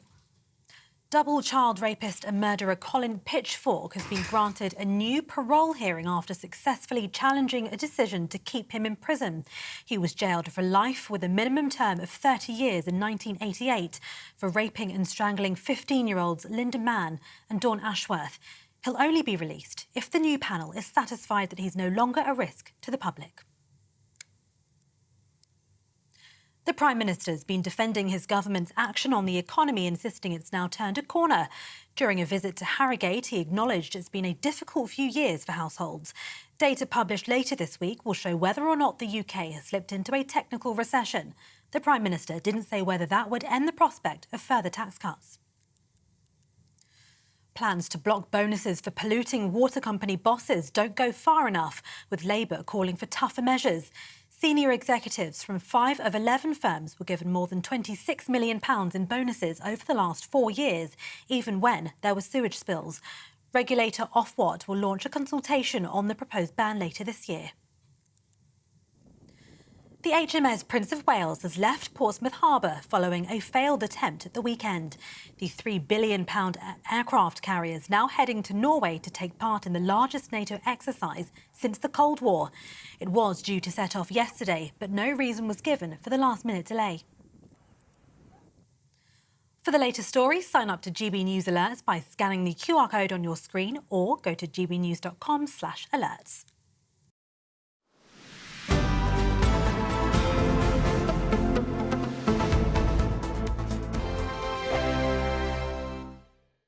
Big news, big debates, big opinion. Patrick Christie's Tonight is the week's biggest show. Every weekday, 9 to 11 p.m, we've got the inside track on the day's top stories. There'll be sharp takes you won't get anywhere else. We will set the news agenda, not just follow it, and I want to bring you along for the ride. Whatever it is, we'll have our finger on the pulse. It's news, but it's this close to entertainment. Patrick Christie's Tonight, 9 to 11 p.m, only on GB News, the People's Channel, Britain's news channel. GB News Breakfast.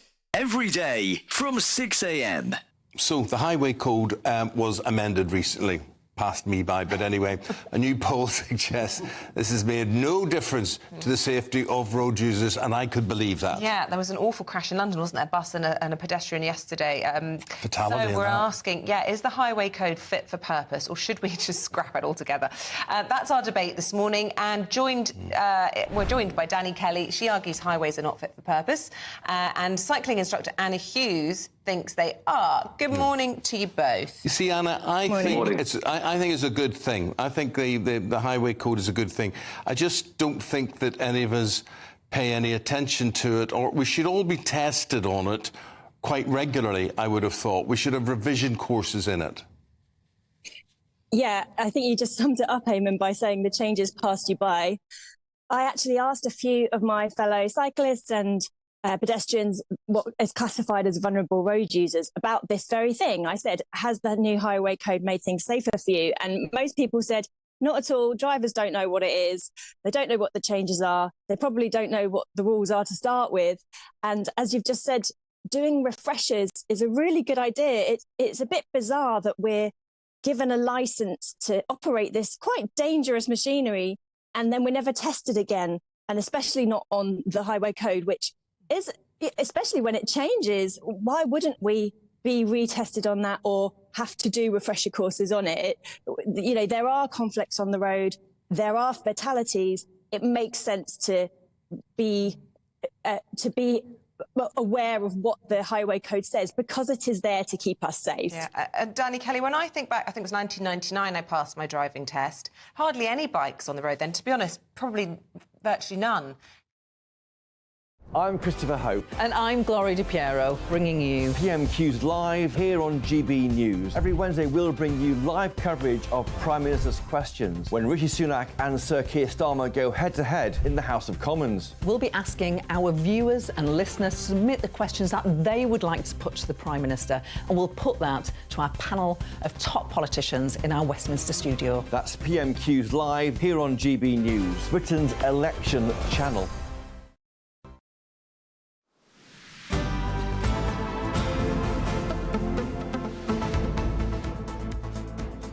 It's 2:37 in the afternoon and you're watching Good Afternoon Britain. We're joined by our panel, former Conservative MP Neil Hamilton and the broadcaster Judita De Silva. Although we should probably mention that Neil is leader of UKIP now, former Conservative MP quite a while ago. But a critical parliamentary report has labelled the government's legislation concerning Rwanda as incompatible with Britain's human rights obligations. Yes, this of course as the bill is set to face more opposition when it returns to the House of Lords in the next half an hour or so. So, will this carry weight? Neil?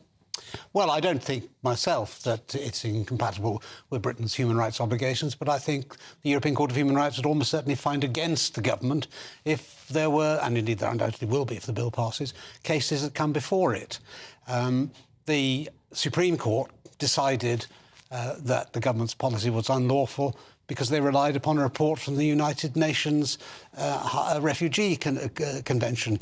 And there have been many criticisms of that.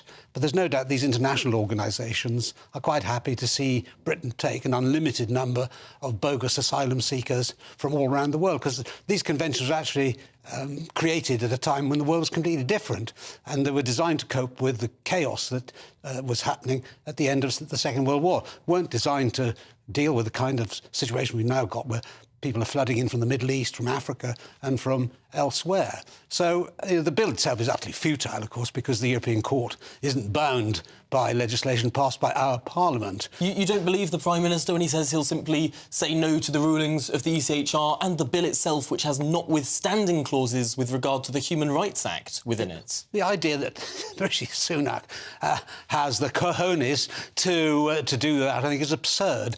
And I think he's just kicking the can down the road, because even if the bill passes, there will be appeals directly to the European Court, and they will not be decided this side of a general election. So I think it's just a distraction from the real issue. Judita, obviously there have been examples where the British Parliament has said no to the European Courts of Human Rights in the last 15 or so years. Prisoner voting is the biggest example of that. Is it credible for the Prime Minister to say, therefore, on this issue, he would do the same? I think it's posturing, because I do agree that nothing's going to actually concretely happen this side of the election. But he has to present himself as someone that'd be willing to take a hard line and go against an institution of power like that, which would make him look more prime ministerial, quote unquote.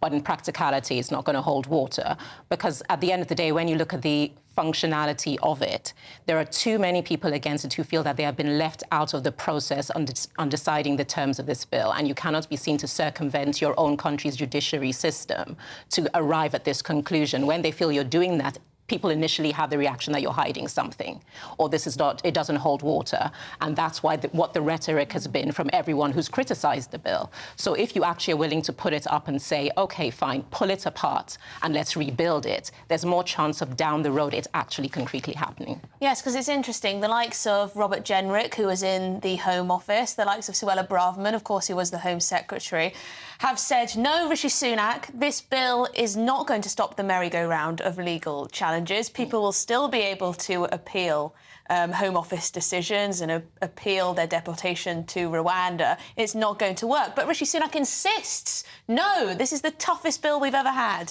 I think that's, I mean, part of me finds that ridiculous, but also I think, again, everyone's kind of learned from, there's this knock-on effect of the Trump modus operandum, where there's a formula where no one can make me bend if I am the leader. And that's what everyone's trying to do. But what I feel also is that people have to be careful that when you pursue your advocacy for the refugees and do so with such zeal, you also run the risk of adopting a kind of rhetoric that's offensive to the Africans. Rwanda is a country with people who live in it. And so using terminology like it's inhumane, it harks back to a perception people have on Africa that's perpetuated by the West that doesn't really hold water. That's an interesting point. And that's something, as an African, it triggers me a lot when I think that, where does this feeling that Rwanda is so inhumane comes from? It's because the perception you have has been fostered for generations by the way Britain talks about Africa. Does it annoy you when, you know, white liberals stand up and say, oh, Rwanda is this awful place, we can't send anyone there? Yes, it does, because at the end of the day, it's a country with citizens in it that live there and have no desire to leave. They have problems like every country has problems. Some of their problems are more profound than others. But to speak of it in such a way that to say that a refugee going there is inhumane is offensive. And the dismissal of that kind of offensive terminology and verbiage just shows the kind of disregard you have for it as a country. And that's something that has to be taken into account, that your intentions may be noble to advocate for refugees, but the way you go about it needs to be more reticent of who you're offending in the process. No, that's a really fascinating point. Neil, I want to zoom a bit outwards to look at the last time this bill was debated in the House of Lords. You had all the great and good of politics of ages past, but particularly Ken Clarke, of course, the former Chancellor, who stood up and said, actually, he wasn't just Chancellor, he was also Home Secretary at one point, but he stood up and said that this is outrageous, it's going against the courts. By declaring Rwanda as safe, you're going against the Supreme Court, and that's a breach of the separation of powers. But Neil, we don't have a separation of powers. We have parliamentary supremacy, don't we? Well, we should have, but we don't. That's the reality, because people like Ken Clarke don't believe in the supremacy of Parliament. They think that it's far better for unelected judges in Strasbourg to decide ultimately what our laws on asylum and refugee status are. And the reality is that Parliament traditionally was the supreme lawmaker in this country, and if the courts ultimately, in the House of Lords, in its judicial capacity, formally decided one thing, and the government thought that it was wrong, it could change the law to reverse that. And that's happened many, many times in the course of our history. We have to decide, do we want elected politicians, ultimately, who are responsible to the voters, and we can kick out if we don't like them in a general election to decide what our laws are going to be, or judges we can't even name, from countries like Azerbaijan, who they have a judge of the European Court of Human Rights, would you believe, decide these things for us or not? Do we want to control our borders or not? I mean, going back to what you were saying earlier on about international law, if the European Court of Human Rights decided against the government, is Rishi Sunak really going to defy international law? I don't believe any British government should do that. The only way in which we could square this circle is to leave the European Convention on Human Rights, but Neil, and Parliament should then be supreme. ECHR over prisoner voting? No, we didn't. We did a deal with them over that, and what we did was say that certain prisoners wouldn't have a vote and certain prisoners would, and the European Court ultimately decided to accept that compromise. But the principle of supremacy of the European Court in its own jurisdiction has not been questioned by the British government. And I believe in international law, just as I believe in our domestic rule of law. But I don't believe in the rule of lawyers.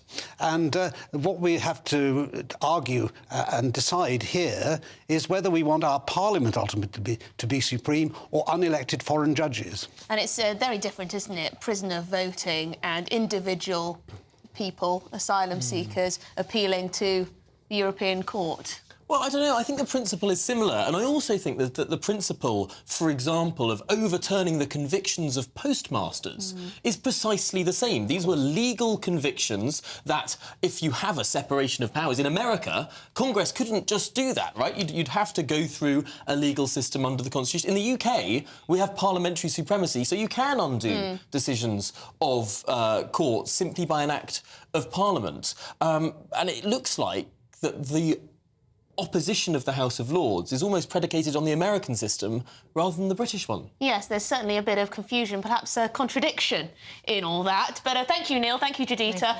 Still to come, the bosses of water companies which pollute our rivers and seas are to have their bonuses blocked by the government. Is that fair, or should the punishment be even greater? Jail terms, some suggesting. You're watching Good Afternoon Britain on GB News.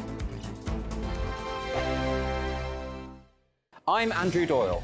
Join me at 7 o'clock every Sunday night for Free Speech Nation, the show where I tackle the week's biggest stories in politics and current affairs with the help of my 2 comedian panellists and a variety of special guests. Free Speech Nation, Sunday nights from 7 on GB News, the People's Channel, Britain's news channel. In the GB Newsroom, we bring you the news as it happens. With our team of dedicated journalists across the UK, we're ready to give you accurate reporting every day.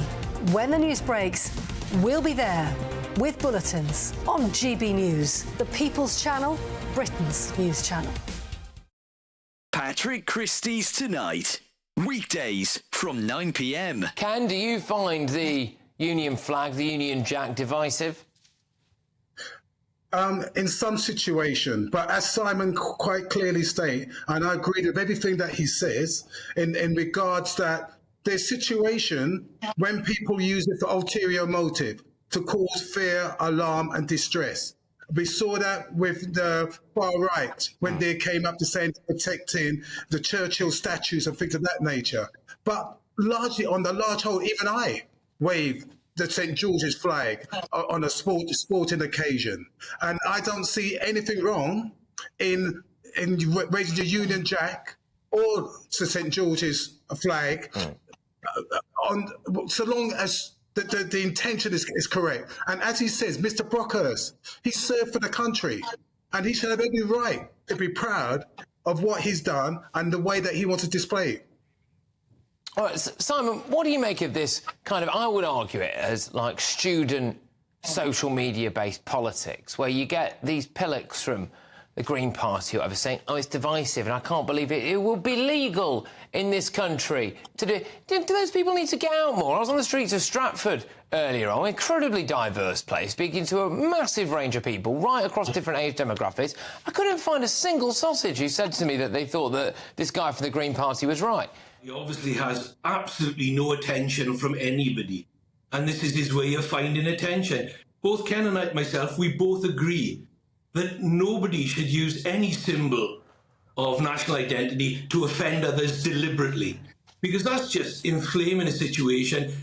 There's so much sensitivity around so many things today, and people do get offended by so much so quickly without any rhyme or reason. GB News, unlike other broadcasters, isn't obsessed with the London-Westminster bubble. We think there's a nation beyond the M25, and that's why we talk about the issues that matter across the land. Join me on State of the Nation, 8 to 9 o'clock, Monday to Thursday, on GB News. Daisy's listening, and you should too.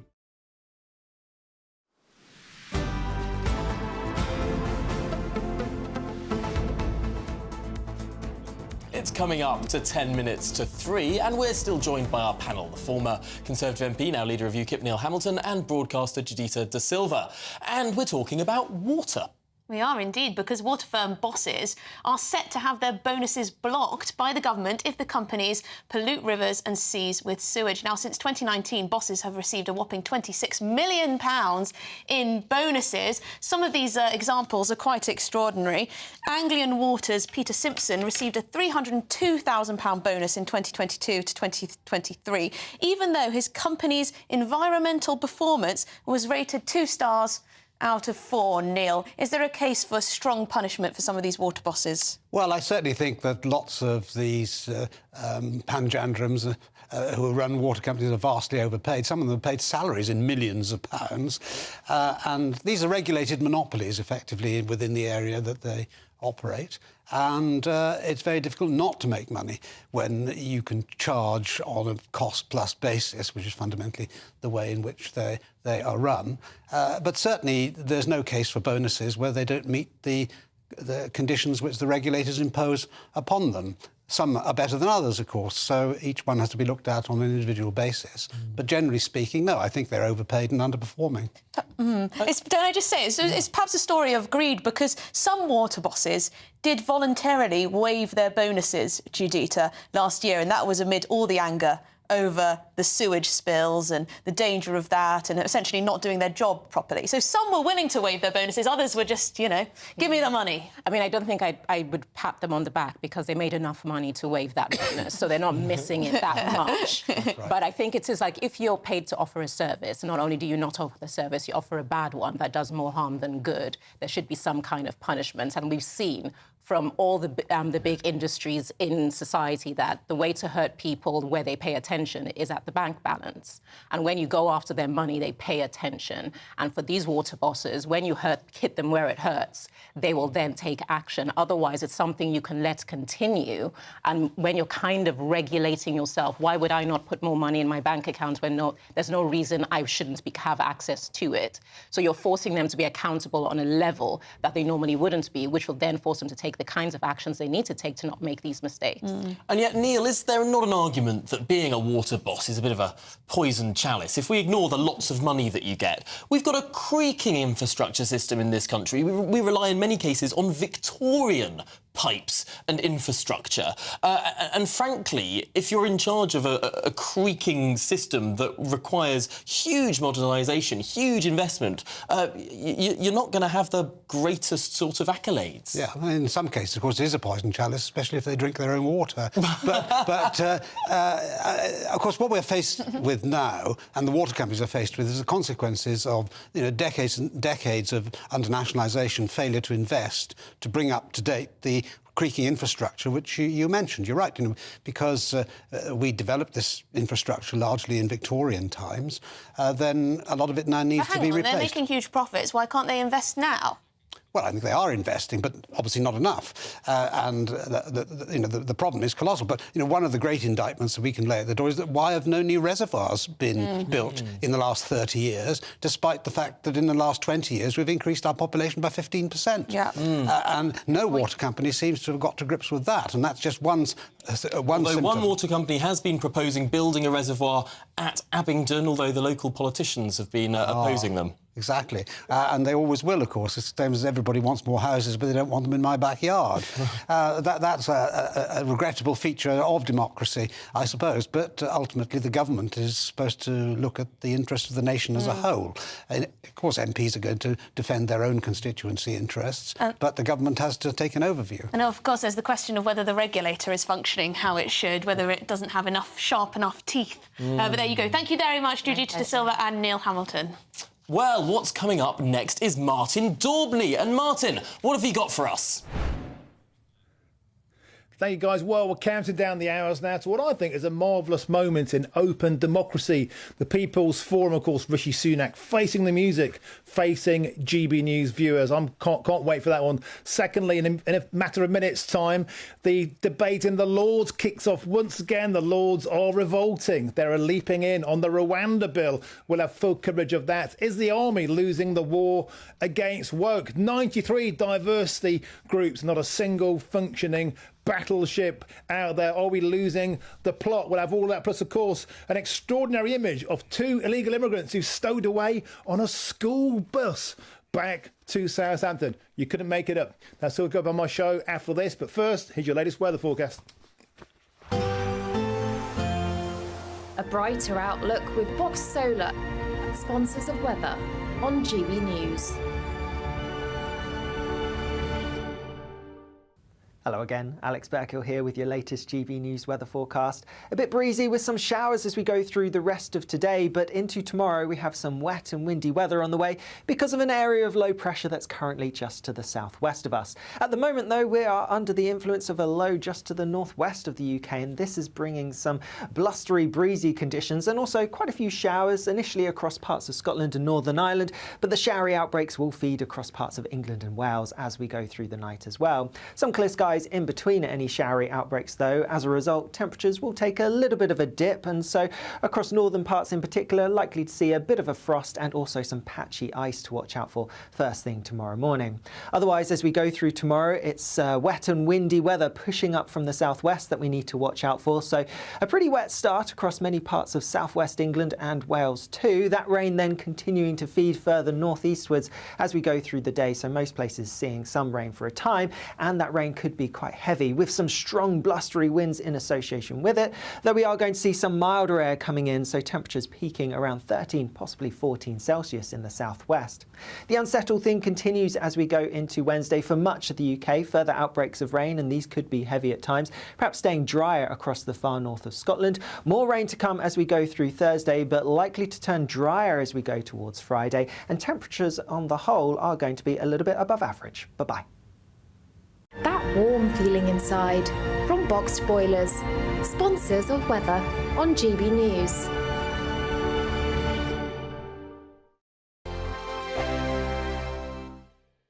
Wake up to the headlines with Headliners every morning at 5 a.m. We treat you to the day's biggest stories before anyone else, 7 days a week. You can catch up on everything you need to know before you've even had your kippers. Headliners every morning at 5 a.m. only on GB News, the People's Channel, Britain's news channel. Good afternoon, Britain. Good afternoon, Britain. Join us, Tom and Emily, To find out what's happening in the heart of Westminster. and why it matters to you. Weekdays from midday, we bring you the most compelling stories from across the United Kingdom. And from your doorstep to our inbox. That's right, we want to hear from you. GB News, Britain's news channel. Martin Daubney, weekdays from 3 p.m. You have a president in President Biden who's not enforcing the law that was passed by Congress. President Obama, criticize him or not, actually enforced the law and was deporting people that had crossed illegally. Of course, President Trump enforced the law and improved the law to make sure that and worked with Mexico to have the Remain in Mexico policy. Biden has abandoned federal policy. In fact, he's deliberately trying to let in as many immigrants as possible. More for the Democrats, more is better and less is racist.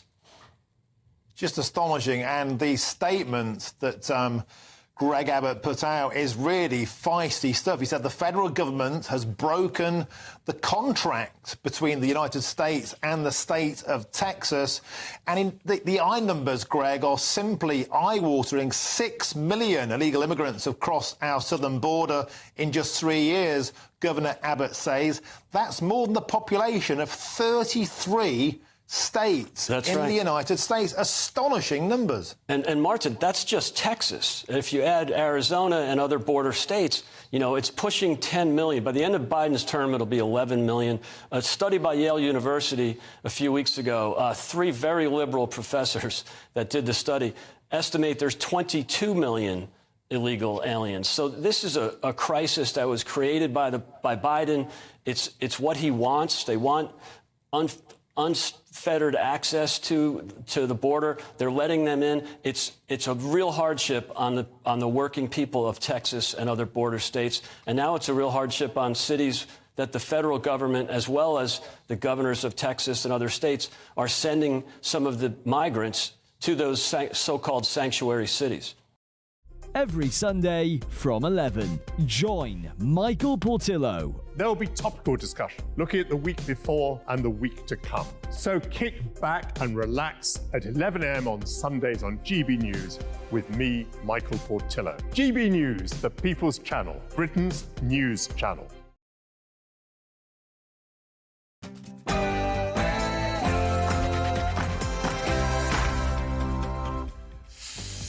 Good afternoon, it's 3 p.m. and a very happy Monday. Welcome to the Martin Daubney Show on GB News, broadcasting live from the heart of Westminster all across the UK. Today, in the first big election event of the year, tonight, GB News are hosting a special People's Forum with the Prime Minister. Rishi Sunak will take questions from you in our audience, and we'll have all the build-up to this throughout the show. Historic moment. Next, a stark warning from the Defence Secretary Grant Shapps, who says a woke and extremist agenda has infiltrated our armed forces and that they need to focus on being a lethal fighting force. All the reactions to this throughout the show. You're in control, Mr. Shapps. Sort it out. And the Rwanda bill is back with the House of Lords set to vote on a series of amendments today. That debate starts right now, designed to weaken Prime Minister Rishi Sunak's legislation to deport asylum seekers. And we'll bring you all the latest updates as we get them. And that's all coming in your next hour.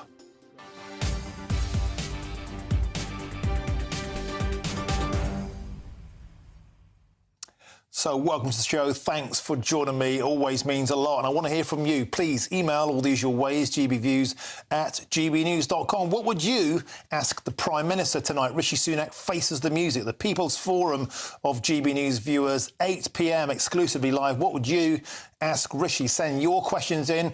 Be polite, and I'll read out the best ones towards the end of the show. Also, what about the army losing the war on woke? Can you believe there are 93 separate diversity divisions in the British Armed Forces, and yet we do not have a single serviceable, seaworthy aircraft carrier? We are losing the war on woke. All of that coming up in our show, but first, it's your latest news headlines with Tatiana Sanchez.